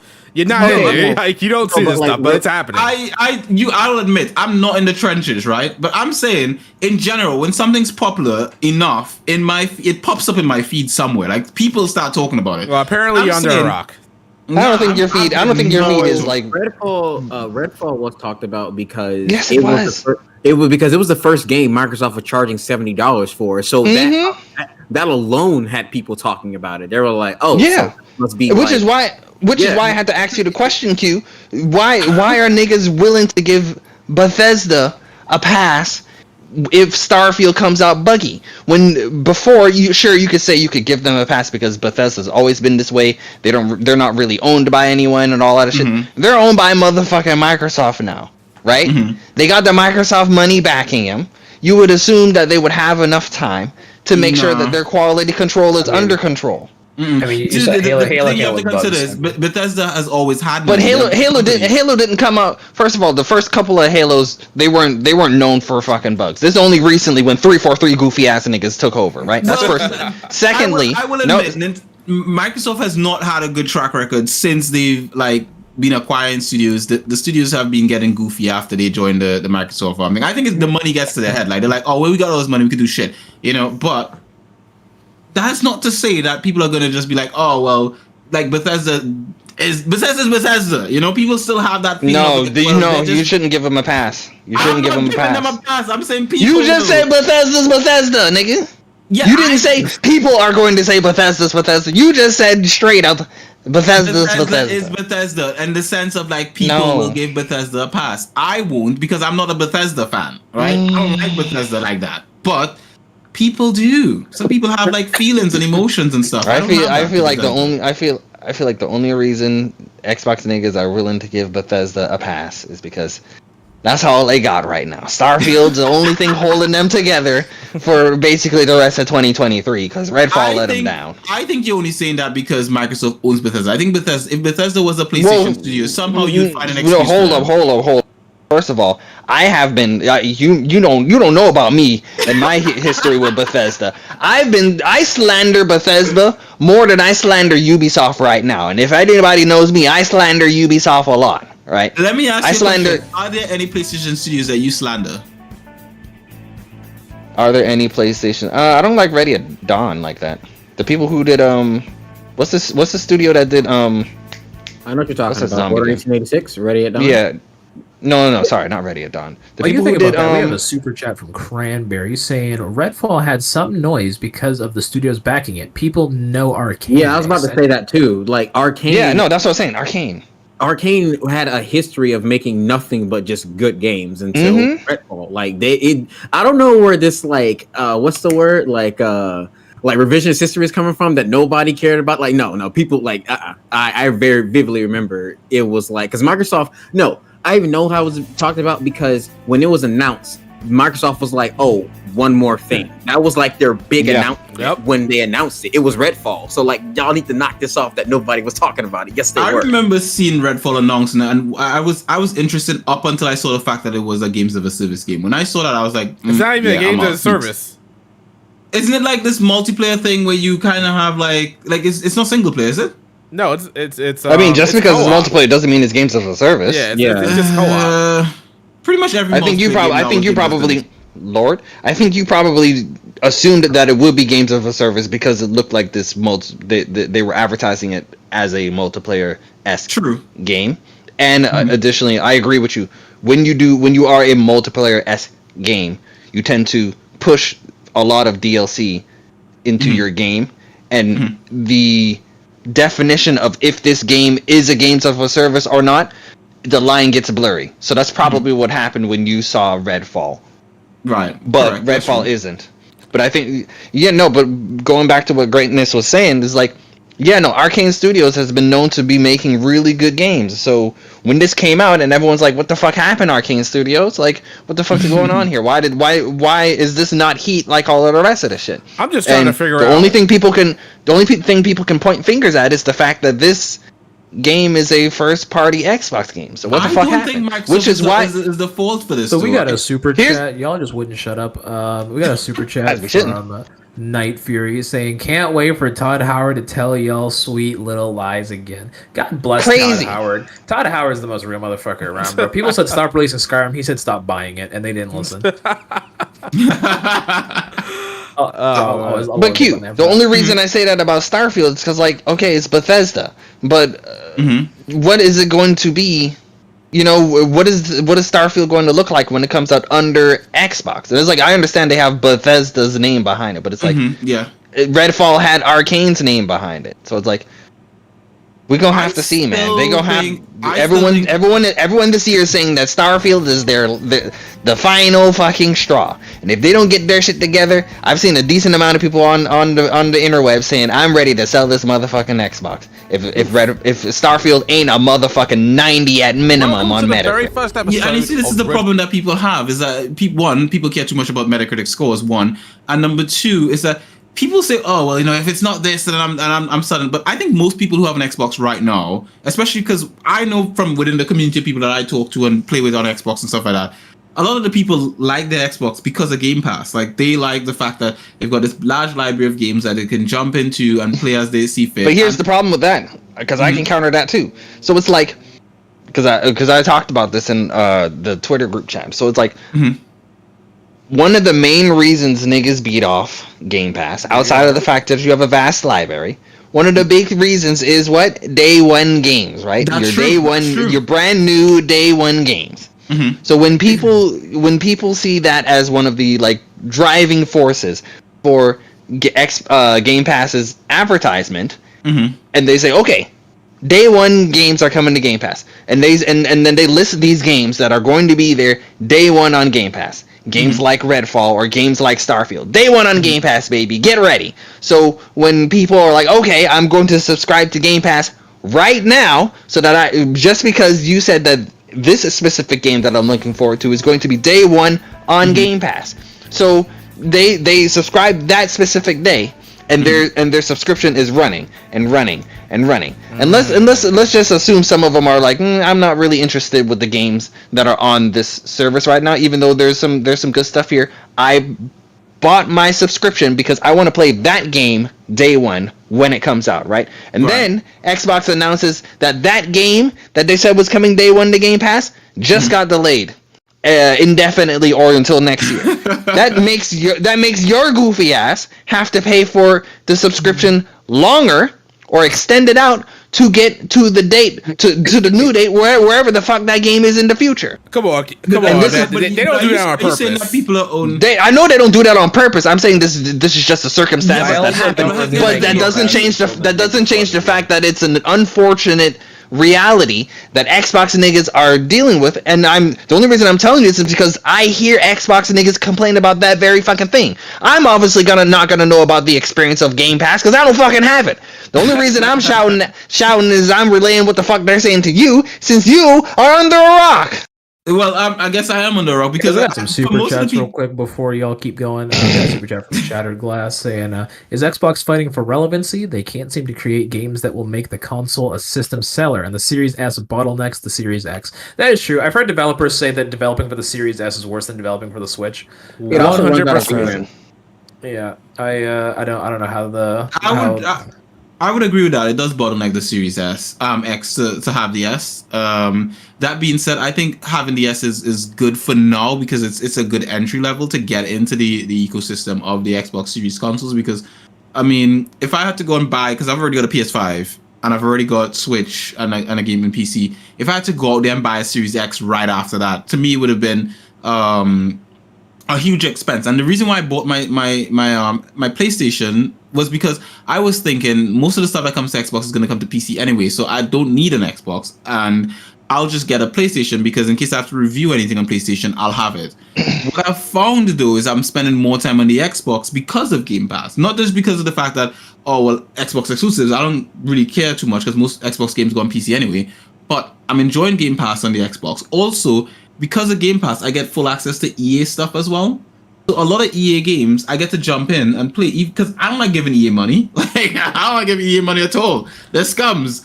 But because it's crazy built in the how Game people Pass, still have slander for EA. EA really hasn't done anything that heinous. They just come out with the same a gen and a over half. and over. This man come to defend EA. Wow. I'm just saying, like, what heinous thing has EA done as of late? Super chat filling Shadow's pocket. We've got more money going to Shadow here from Cranberry with the super chat saying, "Shout out to Bao, struggling and still holding it down in chat." Bao is sick, you guys. He's actually sick with the flu. He's not sick of Riku and Q as much as we are. But Yeah. No. Let him cook. This is entertaining. But no, to answer your question, Battlefield 2042 was pretty fucking bad. Like that. How long ago was that? Like Battlefield, that was like a year and a half. Yeah, I ago, feel like that was maybe? 2 years ago at Max. It'll be 2 years in December. You guys are talking from the perspective of people who don't play sports games. Like, if you consider what EA do for their sports game franchises, I think it's just sports games as a whole, honestly. Okay, It's not sports game as a whole. Let's not Look- focus on EA. Okay. All right, we gotta give Splinter to Xbox, okay? All Well, right. we're talking about. So the point is, with Xbox having a contract with EA right now, you get access to the EA games, you get access to a lot of Xbox games, and you get access to like a lot of other third-party games. So I think with Game Pass as it is right now, it is a valuable property to have at this particular point in time. And I think most people who have an Xbox, at least I would like to think, are not just buying it, not getting Game Pass specifically for one game. They're playing other games on the Xbox. And when the game that they want comes out, they're excited. They play that game. But other than that, you No, they're not. As far as what I'm hearing, they're not excited when the game that they finally have been waiting for comes out because it's either buggy, it's not doing too well in regards to reviews, or it's not as good as they thought it was going to be. Go ahead. That's firstly. Secondly, in regards to like the subscription services, I'm just saying, when people talk about Game Pass versus PlayStation Premium or Extra or whatever, the subscriptions and the libraries, the main thing they like, well, this is the reason why Xbox Game Pass is better, is because we get our games day one. Lord. You don't get your games day one. We do. That's why we're better, okay? But when your fucking games get delayed, or when they finally fucking come out, they get goddamn 59 on Metacritic. What the fuck does it mean anyway? Right? Yeah, we get the fucking the first party PlayStation games come out a year later. Like, they just put Horizon Forbidden West on the subscription, and Ratchet and Clank Rift Apart is coming this month. But at least when those games came out, they were nicely done, finished, highly reviewed games. So yeah, if you wait a little bit, you're gonna get the game on the subscription anyway. Mm-hmm. But at least they're fucking good. I think in general. Hold on. Greatness, you got something to say? I was just gonna say that if Redfall was a good game and was getting like all this praise across the board, all this defense that you see for Microsoft or whatever would not be happening. Everybody would be like, "Oh man, this game's amazing." He wouldn't have came up with that interview like that. Yeah, exactly. All this stuff that's happening, like all this defense would not be happening if, like, because people are trying to say that, well, Microsoft had nothing to do with the game. It was all Bethesda and Arcane. Yeah, who's dying? And I'm like, you wouldn't be saying that if the game was good. You would not be saying that if the game was good. And not only that, apparently they did involve themselves with the game because they actually apparently they said they told them to cancel the PS5 version, which, I mean, whatever, but apparently they did have some degree of involvement. I don't know how much, but they were involved to some degree, so yeah. So the thing is as well is that, considering the fact that how games launch these days, games launch broken most of the time, and especially online games launch broken more so than a single player game. Yeah, who the fuck is like moving their shit? Like, what's going on here? I don't know what you're talking about. That was me. God damn, bro. Mute your mic, my guy. I heard him go at the end after he flushed, bro. Like he wanted to be known. Yo, my God. Does talking about Xbox make you gotta take a dump that bad? Yeah, man. I just gotta get it out, man. Who's fucking shit, man? It's shitting. Oh my God, bro. Continue. I'm sorry. I don't think he's sorry. He's not sorry. Podcast etiquette is down bad. God. All right. So, do we think that Xbox is in a very precarious situation? Yes. No. Can they come back? I don't think so. So wait a minute, Q. Just yes or no. Xbox is in a fine situation. Everything is good. I'm not saying that they're in a fine situation, everything is good, but I'm saying Xbox is in a reasonable situation. Like, they're fine. Like, especially they're fine. because So wait. They're fine. Nothing. They're fine. Yeah. Oh, well, all right. The house isn't burning down. The house is not burning down with Xbox. It's not burning down. The house is not. People, chat. The house for Xbox is not burning down. That is Q's words, not mine. Explain yourself. Just go ahead. Explain this. I mean, you consider the fact of, like, one, they've got the financial backing of Microsoft. Microsoft is pretty much one of the most wealthiest companies in the world. If Microsoft gets that Activision deal to go through, which it seems like the UK is blocking that shit. Yeah, it's been blocked. They can't apply again for another 5 years. 10. So 10 years? Yeah. So I think it's 10 years. So without that deal, if Microsoft could have maybe acquired someone else, maybe, or whatever, I don't know what the fact they're going to do. But the fact of the matter is that if they could actually just sit down and, just keep a solid console and, because the Xbox as a system, the Xbox Series X and Series S as a console, it's pretty solid. Like, the games run well, it looks great, all that kind of stuff, right? I think it's not that bad of an issue right now because of Redfall. I genuinely think Redfall was never in my mind. When I first saw Redfall, when I saw the trailer, I was like, "Ooh, this looks interesting." But then once I saw multiplayer focus, I was like, "This is gonna be shit." Like, instantly, I was like, "This is gonna be shit." And most multiplayer games, I've taught that from day one. Remember when PlayStation had exclusivity to No Man's Sky? When No Man's Sky was announced, everyone was like, "Oh my god, hype! No Man's Sky is gonna be the best thing ever." And I was like, "This game is gonna be shit." It came out, it was shit, right? At the end of the day, eventually, inevitably, they fixed the thing, and it's fine now, right? But at the end of the day, if Microsoft stands by their game and inevitably they fix it, then it's going to be fine then, at that point in time. But the fact of the matter is, I think people get way too overhyped for games that have not proven themselves. I don't care who's behind the bloody game. Those games haven't proven themselves at the end of the day, right? There are one or two studios that get a pass. I don't think the studio behind Redfall has a pass in their book. I don't think they have it. It's not. This is Wait, how do you why do you say they get a pass? Interesting. I don't think they have a pass because of the fact that they're known for their single player games, right? They were jumping into a genre, into a sub-genre, multiplayer sort of thing that they're not accustomed to. This is not what their bread and butter is. At the end of the day, this is like you say that, but it's like here's a good example. Fucking Guerrilla Games did nothing but fucking Killzone all the way up to Horizon, right?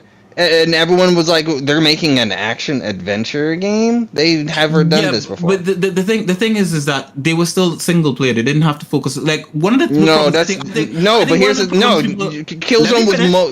Killzone had multiplayer, so it's like backwards. Yes, but what I'm saying, no, Killzone is not multiplayer focused. Killzone had a story. Yes, it is. It has multiplayer. Killzone 2 was the only one that really cared about its story. Every Killzone, even Killzone 1 on the PlayStation 2, it was heavily a multiplayer game. They specifically it came out trying to be the Halo killer. Yeah, and Halo is a multiplayer game.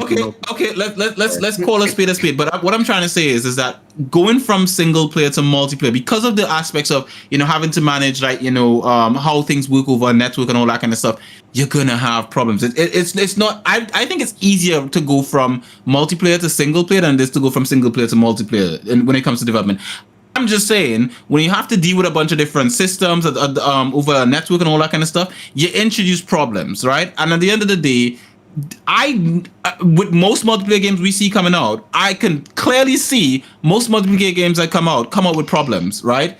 And that's just a fact. They just come out with problems. Most single player games today come out with problems too. I would agree. I would go as far as to say this. They're basically equal at this point. I mean, didn't Jedi Survivor just come out and that had problems? Jedi Survivor came out and that had problems, but again, that's EA. Like Loki, if you're really not a Nintendo game, like your game is probably gonna come out and it's gonna have a lot of problems. Like if I feel like at this point, if you're not a Nintendo first party Nintendo game or a AAA first party PlayStation game, your game is probably going to come out and have a decent amount of issues. That's what it seems like. I think Nintendo games get a pass because they're Nintendo. Because they don't get a pass. They still come out pretty solid. Outside of Pokemon, it got a pass. Pokemon got a pass when it came out, and it was glitchy. It had. You can't use. What I'm saying is that you can't use that specific Pokemon was an exception, not the rule. Every other fucking Nintendo game that comes out is fucking rock solid. No, there was a Zelda. I can't remember which one. I think this was back on the Wii that had a glitch that was literally I think it was. I'd say a glitch. It was a glitch. It was breaking your save. It was destroying your save. And breaking your save. Yeah, you got a super chat from Shattered Glass. We was like, what, 15, 18 years ago or something? Hold on. Go ahead. Everybody shut the fuck up. We got a super chat. Super chat from Shattered Glass saying, if CMA blocks the deal again, Xbox is done. Okay, so they have to block it one more time. They're done if the deal gets blocked one more time. Like, nah, Xbox is. You guys have to understand, Xbox is backed by Microsoft. How much money Microsoft is what? Like a multi-trillion-dollar company?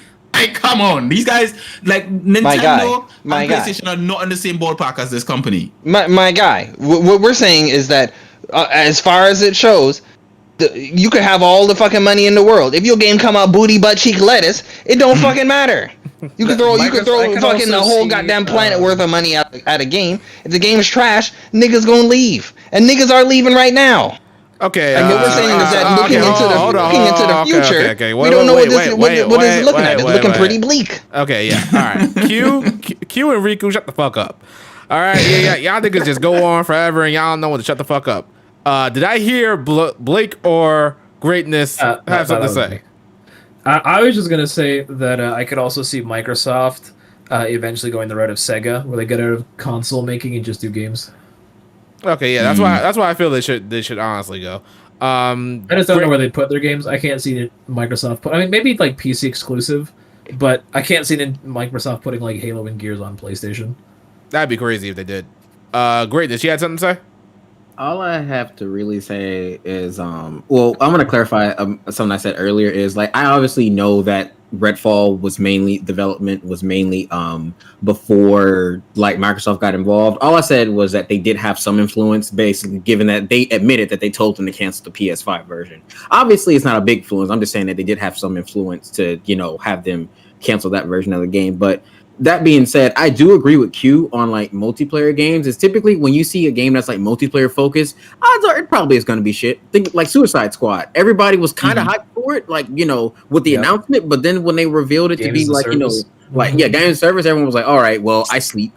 And the only thing I really want to say about the Microsoft thing is that I think Microsoft is like what happens when you try to buy success instead of earning it. Like Nintendo essentially has to make good games. That's their business. If they don't make good games, they don't exist. But with Microsoft, like Q said, they're $1 trillion company, but most of that money doesn't come from Xbox. They could cut off Xbox and it wouldn't matter to them. But if Nintendo or PlayStation, Sony got rid of PlayStation, they would be in a pretty bad situation. So it's like they have to, you know, I would like for Microsoft to, you know, make some good games because, you know, that's cool for me, but It's more of a hobby to them. yeah, that's what I'm saying. Like, Yeah, I don't know. it really is. I don't know if they have that. I don't know if Microsoft has that, like, you know, that drive to do it because it's They like don't really need They to literally, compete. he literally admitted like they currently don't have the drive. that's what to, I'm like, saying. Like, if Yeah. Nintendo, like I said, if Nintendo doesn't make good games, that's it for them. It's not the same with Microsoft. Like So, coming out the Wii U, they were like, we really got to bring it. When fucking PlayStation coming out of the PS3, like we really got to bring it. Like Xbox, they come out of Xbox One fucking generation. They didn't say that fucking shit. They're like, if they said they got to bring it on anything, they're like, we're gonna bring it on this Game Pass, but we're not gonna bring it on to quality. Like what? I think we as gamers have to, from the perspective We? of, well, again, we as gamers, I think we have to we can't champion the idea of Microsoft failing in their console. We're not though. No, I'm not saying we are. I'm saying in general speaking, like even if we like saying people saying, oh, well, I'm gonna sell my Xbox because like Microsoft didn't put out anything or whatever have you, that I want exclusive, even though like all the other most people play. It's called deciding with your wallet. Let me just say, most people play third party games in general speaking, right? And the point and most third party games show up on everything. If Microsoft leaves the console space for any particular reason or anything like that, then at the end of the day, Sony is going to become complacent because they don't have to compete with anyone. Then Nintendo doesn't compete with Sony. They're two different spaces, right? And so then Sony becomes complacent. On stream right now. Trashfall. Oh, that's Redfall? Yeah, that's Trashfall. Oh, I never saw any gameplay. Crazy. Anyway, as you're saying. So yeah, so Sony's going to become complacent in the console space. Now, I say this specifically being someone who plays way more on my Switch and my PC than anything else, right? But I do like the idea that Microsoft and Sony compete with each other because it means that it pushes them to do more for us, the consumers, right? And if either one step out of the console space, then we're gonna get fucked, right? My guy. First of all, you said we.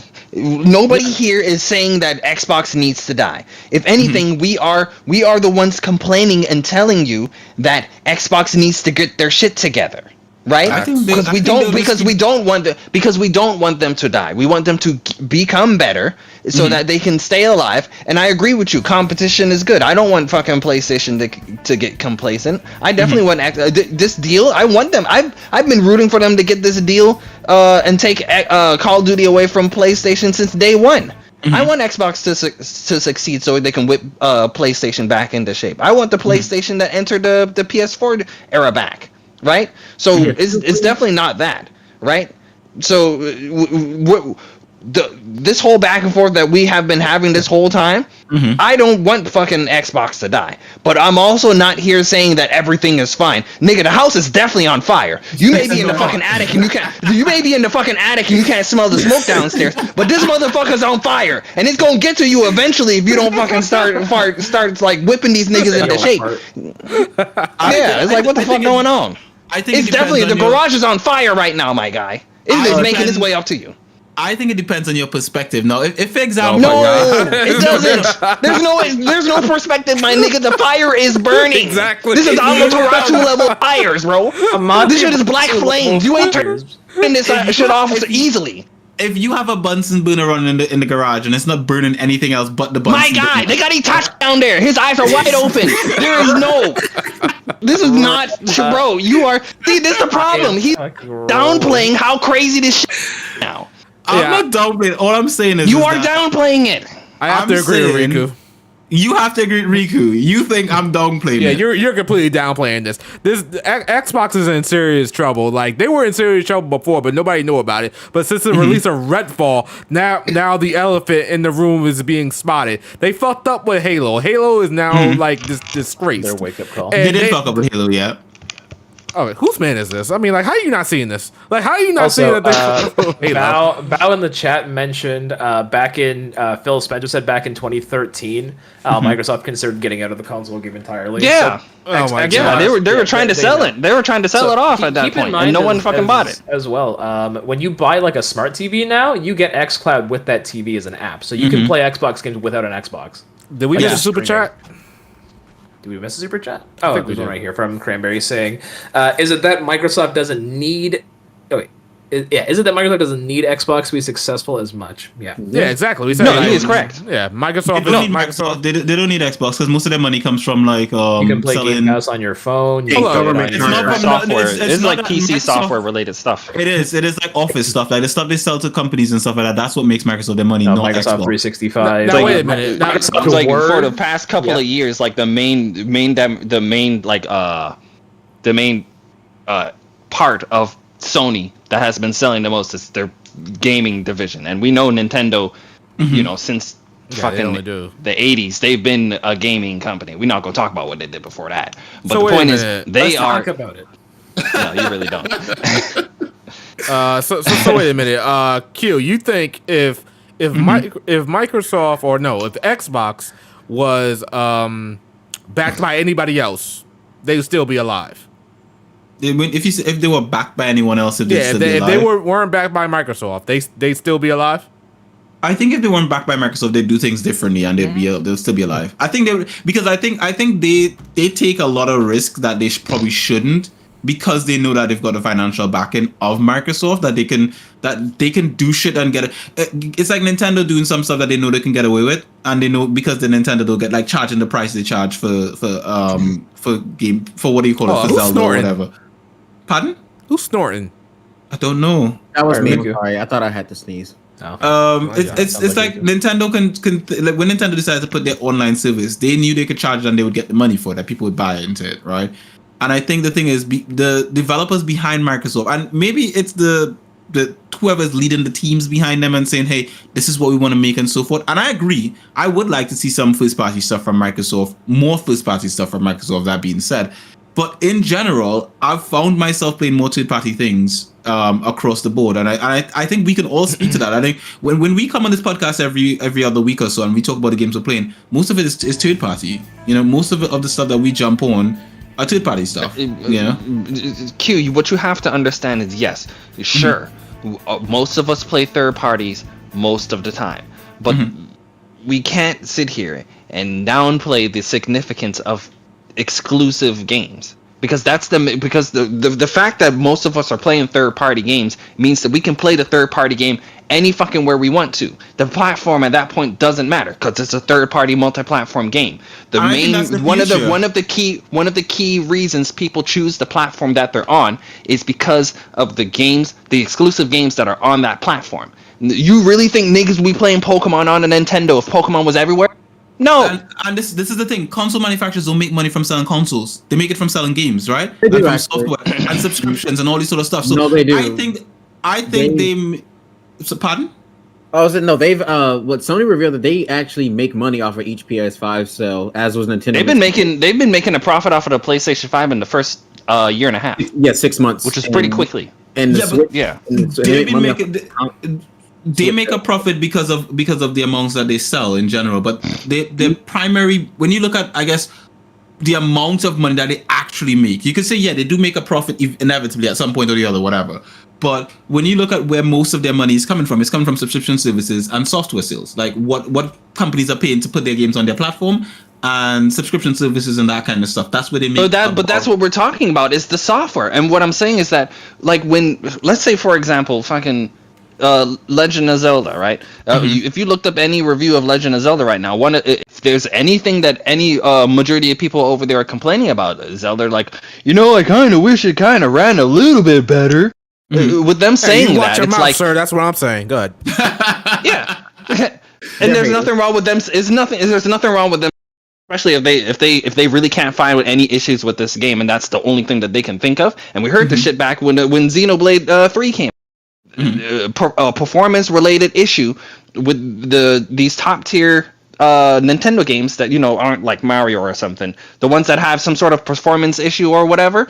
If those games were multi-platform, they probably would be playing it on a platform that could run it more smoothly than the Switch. Everyone in the ground was talking about they want a Switch Pro, they want the successor because it's not running these games the way they feel the game should be running. So it's like these when it comes to like the third party games you're talking about, the only reason they're on Nintendo is because it's only on Nintendo. Here's a question: And Do you that's one of the main reasons they won't bring stuff to Steam. Do you think third-party games don't sell on Nintendo Switch in the sense of like? I'm not saying that they don't. I'm saying that's not the reason they bought a Nintendo console. No, what I'm saying is there's a lot of people, and myself included, who will buy a game on the Switch. And I think Blake was asking about this before on Twitter about buying. Hold on, we have a Final super Fantasy. chat real quick before it gets buried. We got a super chat from Ricardo Belmont saying that we're not talking about Nintendo Love Hotels. I mean, we can talk about Lord? Nintendo Love Hotels. We really don't need to talk about the Wait, Nintendo Love I don't get it. What's Nintendo Love Hotels? You don't know about that. Wait, Chevy, Nintendo's Nintendo been some Love wild Hotels? stuff. Nintendo was wild. All right, let's what I was- hurry up what- and we're gonna wrap up this Xbox and Redfall stuff. Go ahead. This will be Yeah, the let me last just of it. finish this last thought about it. It's just the same like recently, and Blake, you can back me up on this one. You were asking on Twitter specifically about Final Fantasy X, correct? Oh yeah, And you were considering getting it for the Switch, correct? yeah. Right, and the thing is, I think a lot of people, myself included, would buy a game on the Switch. Like I bought not Final Fantasy, Assassin's Creed on the Switch recently, right? And I know it runs like shit on the Switch compared to like on my PC. But I like the idea that I could play it on the go, right? I like the idea of on a smaller screen I can play it on the go, and it's comfortable for me. And I think, But the thing is, the only reason you're doing that is because of an exclusive experience that you're getting on the Switch. And so it still comes back to something that you're only getting on that specific platform. It may not be a game when it comes to that specific situation, but it's an experience that Nintendo currently has that the other platforms don't. I mean, even though technically you could just go and play it on your fucking Steam that can get that experience, right? Yeah. And I told Blake that the best way to play Final Fantasy X is technically PC. The PC version is the one that has all of the features that because before the PC version came out, the version that would be best to play it was either the one that came out on Vita or PlayStation 4. But when the Steam and Switch version came out, Steam became the best version because there's you can mod it and skip cutscenes and whatnot. Wait, because for subsequent playthroughs, I guess. Well, there's going to be certain battles in Final Fantasy X that when you lose, and you got to retry. Remember, this is still a PS2 game. You got to no, there is no retry. So you're gonna have to hit reload, and you're gonna load up your game, and you're gonna have to walk back up to Seymour's bitch ass on that fucking mountain, and you're gonna have to watch this long ass cutscene that you can't fucking skip, and then you're gonna have to fight him again. I would never forget that battle. That battle pissed me off as a kid. That specific fight is the highest difficulty spike in the entire game. Yeah, so you're definitely not going to beat him the first or second try. So you're going to be seeing that cutscene over and over and over again. That's part of the experience. When you look back at it, oh my gosh! Oh my gosh, bro! No. Anyway, my final point on this whole thing with the experience. Xbox does have its own experience that I believe is still relevant in the sense like I have a PS5 and an Xbox. You don't, Riku. And I'm saying in my house, you barely play your PlayStation, so that's like low key. No, you might as well not even have it. The amount of time you play. I have a household of gamers. And didn't you say your PS5 was covering dust, or you couldn't find it? Like, bro, you might as well not even consider yourself having a PlayStation. When I say my PS5 is covered in dust and stuff, I'm usually kidding. My PS5 is in my bedroom plugged into my telly. That's not the point. I'm saying the experience that you're saying that you're getting on Xbox, this whole Game Pass, Game Pass experience and the subscription behind that. Like we have PlayStation Plus over that. It's not just Game Pass. Like, for example, what is it? I have a smart. So, Riku, wait. I've got a smart home, right? So, for example, one of the things that my consoles are used for is for watching telly, like as a streaming box, essentially. And because Xbox is integrated with my smart home, it works. My PlayStation doesn't have that integration in their system. So even though I have those apps on my PlayStation, it just doesn't work. I can't like tell my smart speakers to play something on PlayStation. It just doesn't do that. Right. And the other thing too, I can turn on my PlayStation or my Xbox. I can, there's a lot of stuff I can. It's not just lazy. It's like when I capture footage on my PlayStation, I capture footage on my Xbox, and I want to share it. It's easier to share from my Xbox than it is from my PlayStation. It's just everything on PlayStation. Everything on my Xbox. You said it. Wait, hold up. You said it's easier to share something on your Xbox than it is your PlayStation. It is, yeah. To social media. PlayStation has a time limit for how long it will keep the file available to share on your social media. Xbox doesn't. I can record something last week and it's still gonna be there if I open it on my app on my phone. And that's the thing. Oh, you're talking about on your phone? Yeah, obviously. I'm not going to type a message on my Xbox or my PlayStation. That's ridiculous. I can use my phone and type it quicker and better. Why would I type it with the on-screen keyboard? That's ridiculous.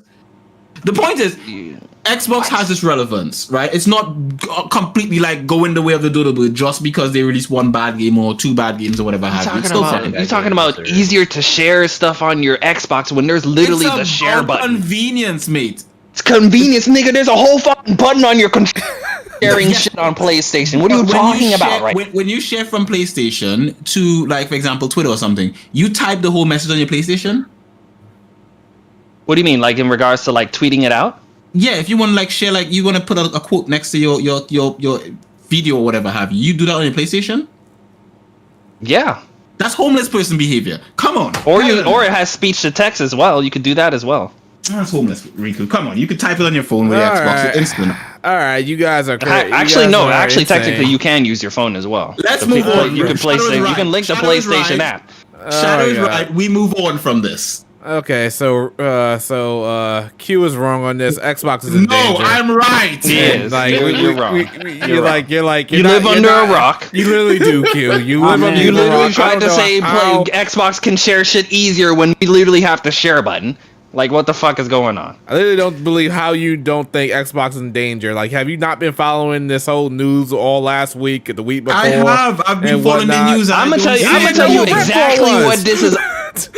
Let's keep it 100,000. Let's keep it 100,000. This is all about PlayStation being the censorship box. If they were not the censorship box, he would not be down the path that he's at right now. That's what it's all fucking about.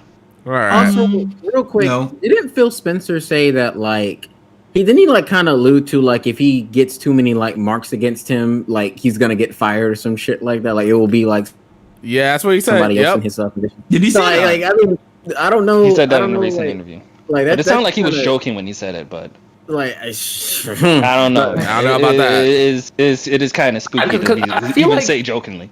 I feel like Phil Spencer though. He's kind of like Xbox's Reggie. Like they can't fire him. Like he's got so much like recognition. Hey, business is business, bro. He has to choose to leave. I don't think they can fire him. It's because Reggie chose to leave Nintendo. They didn't fire him. Yeah, I mean, like all I'm saying is obviously Microsoft, like, you know, is not gonna go away or whatever. But if you do keep messing up, you will, like, I guess, lose the the goodwill of people, and that's a big deal. So, you know. Yeah, that's exactly where Xbox is at. I don't know what Q was talking about, but yeah. Let's move on. Let's move on. Don't we got some super chats before we move on? Super chats. Okay, good. We got a super chat from Night Fury saying, I remember people said Halo Infinite was going to be a movie. Then the thing went straight to Blu-ray. All right, that's enough Xbox now. Wow. Oh my god. Yeah, Halo Infinite was a botched job, and the only reason it got any type of good reviews of anything is because it's Halo. But we look back at it now, and we look at where Halo is right now. It's not doing too hot, but yeah, it is what it is. Good. And from Cranberry saying Riku versus Q has been very, very spicy today. This is a Mother's Day to remember. This is true. Riku and Q, you involve Xbox, or Riku is like he'll just snap right up. As I should. They deserve all the slander that I'm giving them. To chat, y'all know I've been dropping facts all fucking night. Because you niggas aren't under a rock like you. So y'all can smell the fire. Y'all can smell the smoke. right? man. You clean out your nose, do something, bro. Because the house is crumbling down, baby boy. Yeah, maybe you should get back on social media. This man's not on social media, so yeah. I'm not on social media either, and I still hear this stuff. That's the crazy part. Yeah, okay, so yeah, Q, Is you it use like a different guy breed. out your window shouting, Xbox is on shit, man? It's more like It literally is just following gaming. You know, just yeah. follow shit. People be like, "Yo, did you see what happened?" I'm like, "What happened with what?" And I'm like, "Oh, Exactly. that's crazy." My God.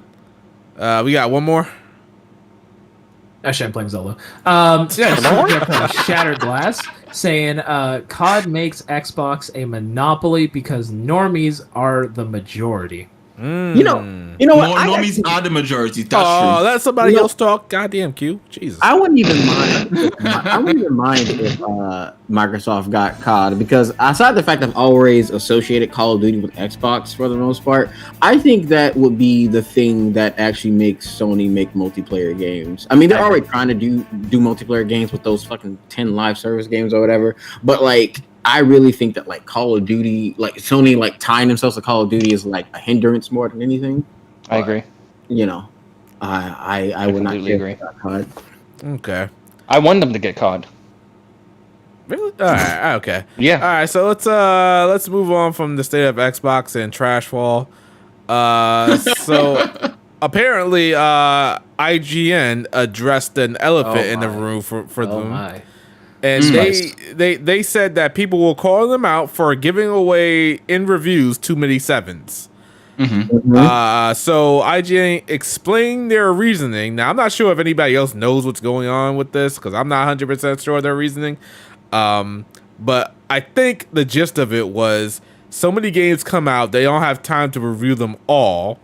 And if the general consensus is that the game is good, they'll say just that it's a 7, that's good. It's not just the general consensus, it's more about the pedigree. So if the game is backed by a studio that they themselves think is good, and that people are hyped for it on like it's got a lot of big hype from the general people, then they'll give it a 7. So for them, it's generally speaking like, oh well, if the crowd says they like this thing and it's from a big name studio, great. If it's from a small studio, it's not the same. So even if it's like an indie studio or something and it's got a lot of hype, IGN is not gonna give it the time of day, is essentially what they're saying, because they don't have enough time and enough resources to do that. Which I don't know. Yeah. Does anybody else know anything about this? Because this seems just pretty stupid to me. Okay, my whole thing with this is like, I personally just this is what happens when you pay attention to like scores and Metacritic too much. This is what happens. So you become poisoned. But no, but like on a real thing, I look at it this way. I think that outside of just like making up your own mind with the game, what they said like isn't necessarily wrong. It was mainly it was the latter statement, like Bao said it in the chat. He says the latter statement was, if you've never heard of a game, then it's likely not good anyways. It's that latter statement that like got everybody like kind of upset. And like, I'm of two minds about it. On one time they are kind of right, because there are a lot of games that I've never heard of, then like I will go look them up and I'm like, they are like kind of trash. But then also there's like some pretty good ones, and that's where we get the term hidden gems. But I don't really see, and I don't see like what the big deal is. It's just, who cares? Oh, so if not a lot of people know about it, it's probably a 7 out of 10. So a lot of people didn't know about Chained Echoes. Was that automatically a 7 out of 10? I can tell you. No. No. I think you're misunderstanding, Shadow. It's not that if people don't know about it, it's automatically a 7. It's if people know about it and they haven't given it the time of day, it's at least a 7. So if they haven't reviewed it, they'll still at least give it at least a 7. If they don't know about it, that's how you end up with games with a 4 or something on their side, right? Essentially. So these unknown games that they haven't put in the time to review will get a 7, and then that they will get like under a 7 if they do put a review score for it. But the ones that they do potentially say that they have a review for and give it a score, it's regurgitated stuff that they would have get from PR. And I've seen this with IGN specifically because of the fact that I remember watching an IGN review a couple years ago of a game that I was reviewing at the same time, and I knew when the embargo dropped and when the keys were given out. So I knew everyone got their keys at the same time, and it was literally the day of release. And IGN had a review later that day, right? I was like, "There's no way you could have a review later that day." And when I read the review and I watched the video, it was verbatim what the developer had sent to me in their like little press release thing that they sent with the game code. So they just regurgitated what the developer said and dropped a score on the thing. And when you looked at the comment section, people were like, "Oh, why are you mentioning this feature that was already in a previous game as a new feature when it was there in the last game?" And the only reason that it was mentioned by IGN is because the developer made a statement about it being like a new feature. Because developers do that a lot. They'll say, "Oh, this is a new feature," when realistically speaking, it was there in the last game, right? But IGN listed it that way, and they were called out on it, and the review got review bombed. It dropped down. Nowadays, people don't get to see how badly IGN gets review bombed because of the fact that on YouTube there's no thumbs down. It's only thumbs up, so you can't see it. But the fact of the matter is that they've been doing that for a while, and I think in general they probably shouldn't have said anything because we already remember when Philip Mushin, remember when IGN plagiarized that review? I mean, he was terminated, but yeah, that's why I was thinking. Q, they should just not say anything. Yeah, I don't know why they admitted that. I don't know. Like just let it go. Like who's asking you guys? Nonchalantly too. Like they were acting like everybody was actor next. We just kind of just take the games, give it a 7. Just write the score. Yeah, that's it. We just write. And the thing is, like Greatness said before, I think review scores are bollocks. I don't even get the idea that why people give so much of a shit about review scores. Wait, did you say you don't understand why people, or you don't understand white people? Oh my god! I don't get why people give so much. I said why. Q, I think you know why. I think you don't like the why. I think you know why. You're right. I don't like the why because for me, like if I want to know about a game, let's say for example, there's a game that's coming out and say Shadow reviews it or something, and I don't have a copy and I'm thinking about getting the game, right? I'm not gonna watch Shadow's review and just look for a score. I want to know why Shadow likes the game, right? That's what so if Shadow says, "Oh, the game," at the end of his review says, "Well, this is the reason I don't like this game," or "This is the reason I like this game," or so forth.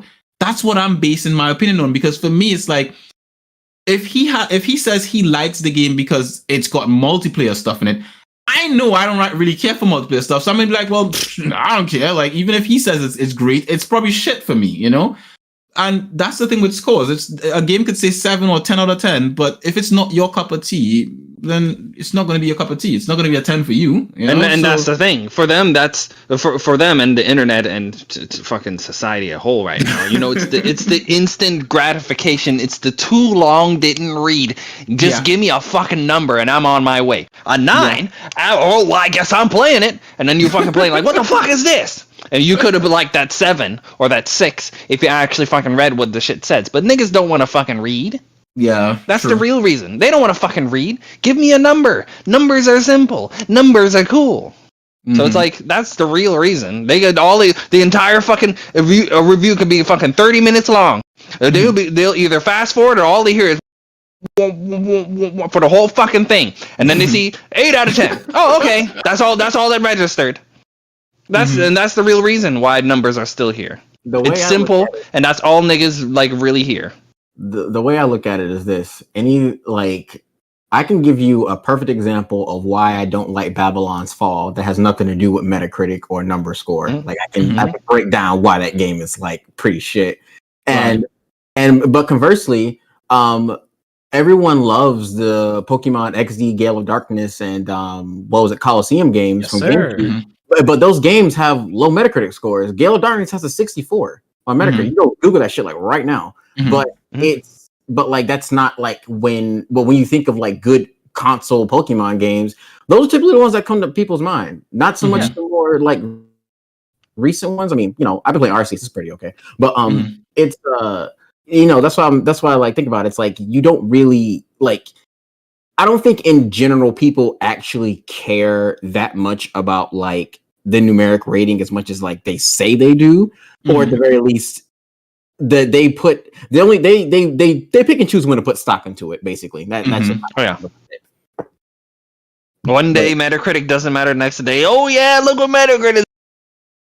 Like it's probably just to like it's to back up their point. Like people look for evidence to back up what they already think about something. So if they already like a franchise or a game or whatever have you, they'll seek out things that back up their opinion on it. You know? It validates them. Mm-hmm.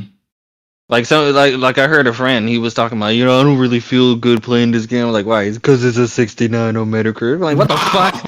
Somebody actually said that bullshit. This is your friend Riku? Friend? I have a wide variety of. Let's not talk about Ray fucking squared. That is acquaintance level. Oh no, behavior, Ray's not my friend anymore. That he's is not. God, can I unfollow him? acquaintance. Yeah, go ahead. Oh shit, I'm doing that right now. Let's go. I've been waiting for this. But no. I'm just saying how ridiculous sometimes people will sound when it comes to like basically validation. It's like they can't sit here and just like what they like. Mm-hmm. If it's not critically acclaimed, if it's not something that's highly rated, they something inside them starts to fester and bother them. I mean, it's like, bro, are you? Go ahead. It couldn't be me. I like the new Star Ocean game, so I definitely. Yeah, you and didn't Bow like it as well? No, he didn't even play. Oh yeah, both of you like the Star Ocean games, and it's like that game. What did it have? Like a 70 something? I think 70. It was 70. Yeah, had to be. And it's like come on, people. I like Prince of Egypt, and that movie has like a 60 something on Metacritic, I believe. What's Prince? I think the movie section of Metacritic is even more like warped. Shadow, you have to go on Twitter right now and unfollow Ray Squared. Continue. Wait, what? Prince of Egypt is DreamWorks' best movie. I'll let him know later, Blake. All right, but cool. I know Prince of Egypt this is is great, based on a true story.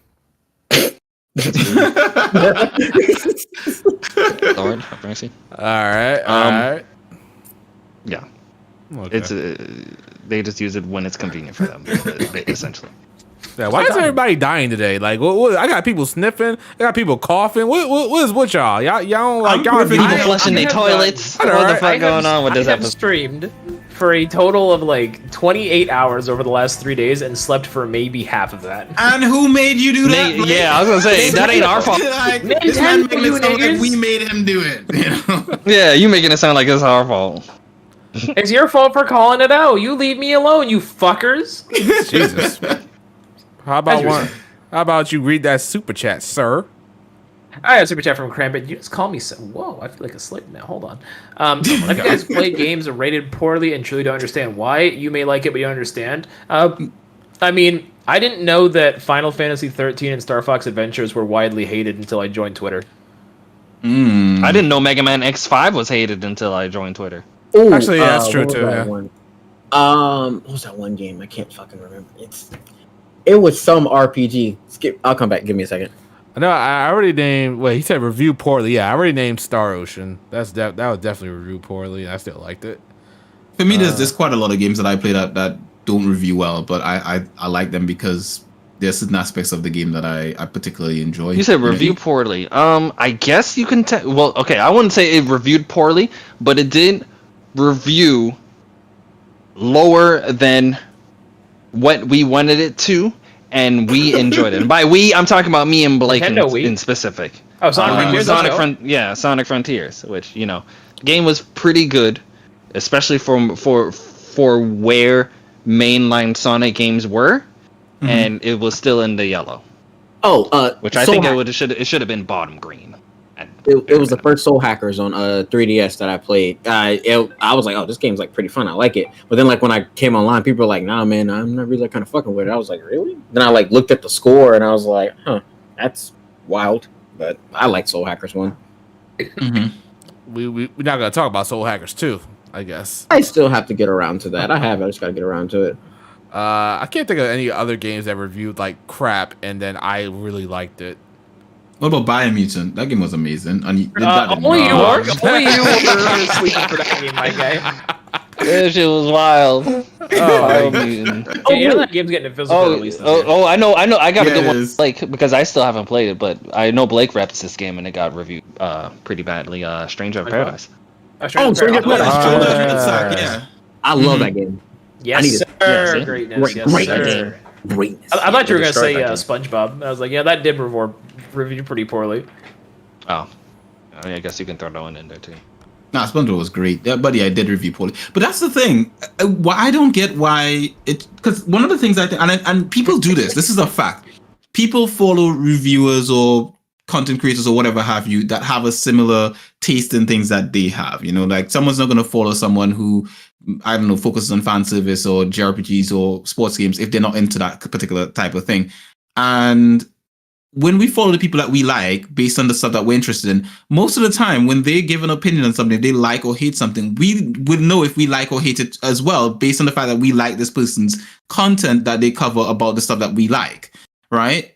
So a score shouldn't matter, you know? It should just be like, look, if this person likes this thing and they've laid out all the reasons why they like it, and I have similar taste in that particular genre or type of game as they do, then yeah, maybe I like it too.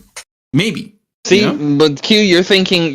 Once again, you're thinking as this is how things should be, and you know how. Unfortunately, this world don't fucking work. There's a lot of things. There's a lot of things that should work this way, but they don't because niggas. Wait. Do you mean black people in general, or you just mean niggas as in like the whole like populace? Oh my god. The whole populace. Oh, okay, cool. He's not racist, Chet. Oh my god. Lord. All right, you guys came out on this Mother's Day. You guys really I hope came You out. said we didn't have that many topics, all right, and we brought the heat for you. Yeah, The chat exactly. likes it. I hope you all called your moms today and told her. I happy picked my mother Mother's up for Day. breakfast. Did you? I did. Took her out to a restaurant, you? paid for her breakfast. I I also bought her and dad a TV. I paid for my You bought mom's her a dinner. telly. I did buy them a TV. That's Well, at nice. least I pitched in for it. But It's the same. But what did you say, Shadow? No, I said I paid for my mom's dinner. Okay, did you like Nice young guy. Deliveroo or something? Like, Yeah, they delivered something. I think she got like some type of steak place. She hasn't had steak in a while, so I gave her some money and paid for that. Yeah. Nice young Shadow's man. a good boy. You see some of the super chat monies go into Mama Shadow. That's Oh good. my god. All right. Okay. So I think that's everything. I think we set. Unless the chat has any more questions or anything like that. think I we got a about to- question for you, Shadow. Oh god. Oh god. Man, oh man. Why you say it like that for, sir? Go ahead. I need to know how Final Fantasy 16 is in a Final Fantasy game, Oh sir. my Oh. god. Because it's Man, not. oh man. We Nah. are here. Nah, Oh I'm not my letting that god. slide. You thought I forgot. Oh man, listen, it's a Final Fantasy game. I'm mostly just joking, but like I think after this, I think I said this before the podcast. After this, I'm done with Final Fantasy. Like, not What, mainline? well, not mainline, but like not being what I've come to expect from Final Fantasy. I guess you could say. Mm-hmm. Like I'm still gonna play it. I'm still gonna play this one easily and dedicate like a whole day to playing it. But Only a day? yeah, it only gets a day. I'm a busy man, Blake. I can't be. Oh yeah, you know, he's so big. I can't play Xenoblade. Xenoblade 3. He's like, Jesus Christ. It's crazy, Shadow. I was in Discord with Riku when I saw you come online playing Redfall. The amount of curse words I screamed. Crazy. So he's got time to play Redfall, but he can't play Xenoblade. Listen, I was trying to help a friend out with his streaming, so I just played with them. That's You what hear these happened. excuses, right? I was trying to help a friend out while I was playing something. I was trying to help a friend out. All right, Shadow, all right. that's not gonna work on us. We know you don't have friends. Oh, man. Yeah. Oh my god. Like we got all three of us have our own respective Friend groups? group, We ain't never seen friend Shadow. groups. We ain't Yeah. never seen Shadow And talk about I feel like at least all three of us have invited Shadow to be a part of our group, meet our niggas, see what the fuck going on. And that boy Shadow never pulled a little to never. So you say, I mean, well, So I Shadow, wouldn't say Shadow, never, 'cause, like- Shadow, you either need to hop into our group of friends, or you need to introduce us to these niggas that apparently exist. I'm trying to see what the fuck going on. This boy Oh definitely my hanging God. out with Reynos on the weekends. Lord, Listen, Oh, putting this man on the spot. why would I make that up? I definitely would have played Redfall otherwise. The dude gave me he gave me a code for Game Pass, and I just said, all right, fine, we could just rock Redfall. Think I actually played for that Wow. game? Like, You nah. got free pass. Damn. Yeah. Okay. So yeah. I mean, I don't pay for my Switch Online, so I appreciate the hustle. Who do you get Switch Online from? So I have a friend who she has a family membership, and she just one day asked me if I wanted to be on her membership, and I said, "Do you want me to like pay like a little bit of this for it?" She's like, "No, you don't have to. You can just put your name on it. I'll pay for it all." So I get the expensive Switch Online for free. So you have a female friend giving you gifts and shit, and your missus is fine with that? Yeah, she's friends with her too. Oh, okay. Yeah, we all play Pokemon Go. So she's getting free Switch as well. People still play no. Pokemon No, Go? she don't know about that, but that's neither here nor there. Q. Anyway, so like I was saying, so shut up. Go ahead. Yeah, whatever it was you were saying. That's it. Now, well, I just said like, do people still play Pokemon Go? See, Pokemon Go, like it feels like it goes through seasons. Right now, we're in the fuck Niantic. They've made the game kind of shit, and I've kind of dropped off of it a little bit. I'll come back when the next I play like during the community days, which is when the shiny chances are heightened and they spawn specifically one Pokemon. Like for example, the latest one they did was I think it was a Slowpoke, so I got a bunch of shiny Galarian Slowpokes, which are like a golden. That's a very cool. Slowpoke? I can't remember. Okay, all right, guys. Yes, I will be getting back to Xenoblade 3. I'm telling you, bro. We need to talk about the DLC, bro. Like, it's crazy. We need to talk about the DLC. Oh, real quick. Clive, the voice actor for Clive for Final Fantasy 16, praised Final Fantasy 12. Y'all respect that game because that's peak. God. Yes, my God. Peak greatness. Yes, accept it. Final Fantasy 16. It's gonna be an 80 on Metacritic. Watch. An 80, just an 80. That's really all you can. I'm gonna say 80 to 85. That's about it. We just spent a long time explaining why scores don't matter, and then Shadow's like, "Yeah, but it's you can't be kidding. You gotta be kidding me. You think it's only gonna muster up an 80? 80 to 85.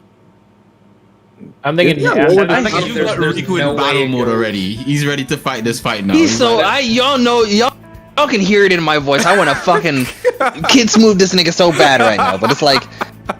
Riku, put on some money, man. Put on some money. I already made a promise. Those days are over. We don't do that no more. All I'm gonna say is, if it does rate higher than an 85, we gonna be talking. Because I do think it's gonna get at least an 86. 86. This is like the only reason I say that is because here's the two reasons. Here's the two reasons I say that. Right. Reason number one.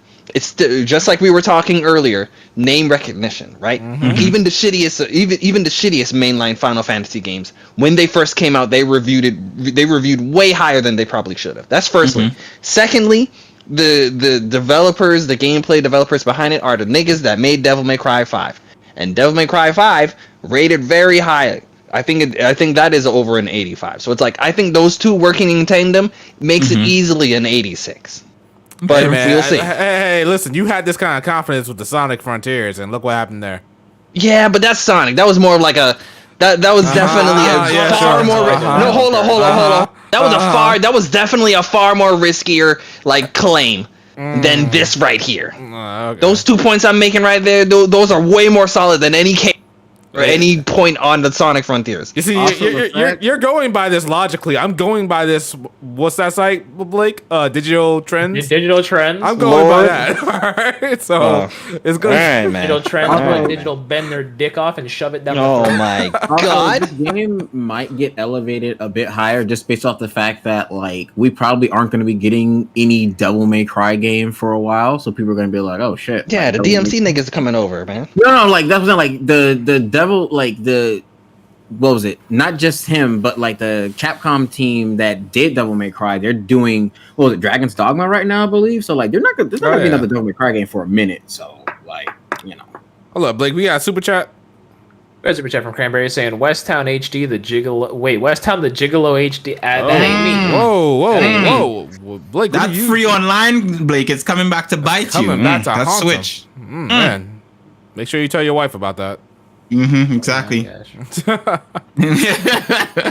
All right, so I think that's a podcast. I think we're good to go. We all know Final Fantasy 16 isn't going to be that great. And we'll go with these outros. Greatness? Thanks for coming by, guys. Everyone have a great Mother's Day. The only thing I can really just say is, if you are ever curious about a game, make sure you just give it your own, I would say look over, unless it's something like absolute dog shit like Babylon's Fall. You don't got to play that, but definitely, I think that it's better to look at games through your own lenses rather than other people's. And yeah, that's all I can pretty much say about it. All right. Blake? It has been that time, y'all. Big thank you, everyone, for coming out. I feel like I should sleep, but I'm going to keep playing Zelda. Are you going to stream after this? Am I going to stream after? No, I will not. As much as I want to. I already did the Fire Temple on stream today. So I'm just going to do a bunch of random shit, and then... this thingy right thinking about okay, cool. And yeah, I'll probably be streaming it again. Probably I'm gonna see if I can stream it again tomorrow before I have to go out for my trip. But yeah, I am it is a good game. I am excited. I forgot to talk about Advance Wars at all. That's how you know this game is taking me away. But yeah, play Advance Wars, play Zelda, get the voucher, get both of them, and have yourself a great night. All right, Q. It was fun. It's always nice to have a nice constructed debate with Riku. That being said, in conclusion to what Greatness said about the whole just figure stuff out yourself, I get that, but also I'll say always check reviews and try to find reviews from people who you trust and not just people who score games, because games are expensive, man. Like, don't just be giving away your money to these developers. Stop being broke. This is not being broke. No, don't be giving away your money to these developers, man. Let them earn it first, or they'll just take advantage of you like Nintendo do. But anyway, what if we like being taken advantage of? Well, that's I know Q not to talk. I know Q the one not talking about stop being broke. You over there with Game Pass. That being said, yeah, we didn't get into no beautiful waifu talk today, but since Shadow does have Fire Emblem on the screen, that game is full of traps. Anyway, that being said, Lord, well, that's a chat for another day. But anyway, thank you for popping in, you guys. It was fun. I am now hungry. For traps? Yes. What? What? Hey, yo! I don't think he realized what he said. That boy Q wild. My God! All right, Q, you learning something about you today. Okay.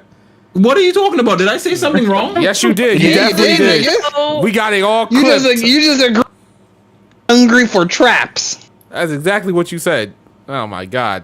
The whole chat heard it, bro. We got it recorded and live. I knew he was in gay. 4K. Just had to prove it. Caught in 4K. We got the whole Crazy. thing. I am confused as hell. Well, so are we, bro. Yeah, definitely. About to change your name. Oh man. Go ahead. Go ahead, Riku. Riku-san won the only one here. I had to, teach this boy Q a thing or two because I'm someone who just for the hell of it, I've been in these console war streets since 2008. I keep my thumb on the pulse on what the fuck going on, right? I'm not in the attic. My nose works perfectly fine. I can smell the smoke, right? It is hot. It is steaming, and this house is about to come down. Somebody save that boy Q. All right, somebody save him. But no one needs to save me. He said, As your husband of see, dreams, he's literally saying, "Don't save him. He don't want to be saved." All right, Q, we see you. Anyway, Riku-san won the only one, and we out of here. All right, guys. You know who it is. Shadow Elite HD, Mr. JRPG. Got a video coming out this week, so be prepared for that. So make sure you engage with that video, hit a comment, or hit the like button. All right, that's it. We'll see you guys in hopefully 2 more weeks. Come check out my Peace out, stream people. tomorrow. It's gonna be on Twitch. I'm gonna be streaming Fire Fence, so let's talk some waifus. Lord, He's gonna be. Or come out to my stream where I'm playing an actual video game. Nah, forget Blake. He doesn't exist. Oof. that shit wild. Oh man. All right, guys. We are out. Peace. Peace. Peace out, people.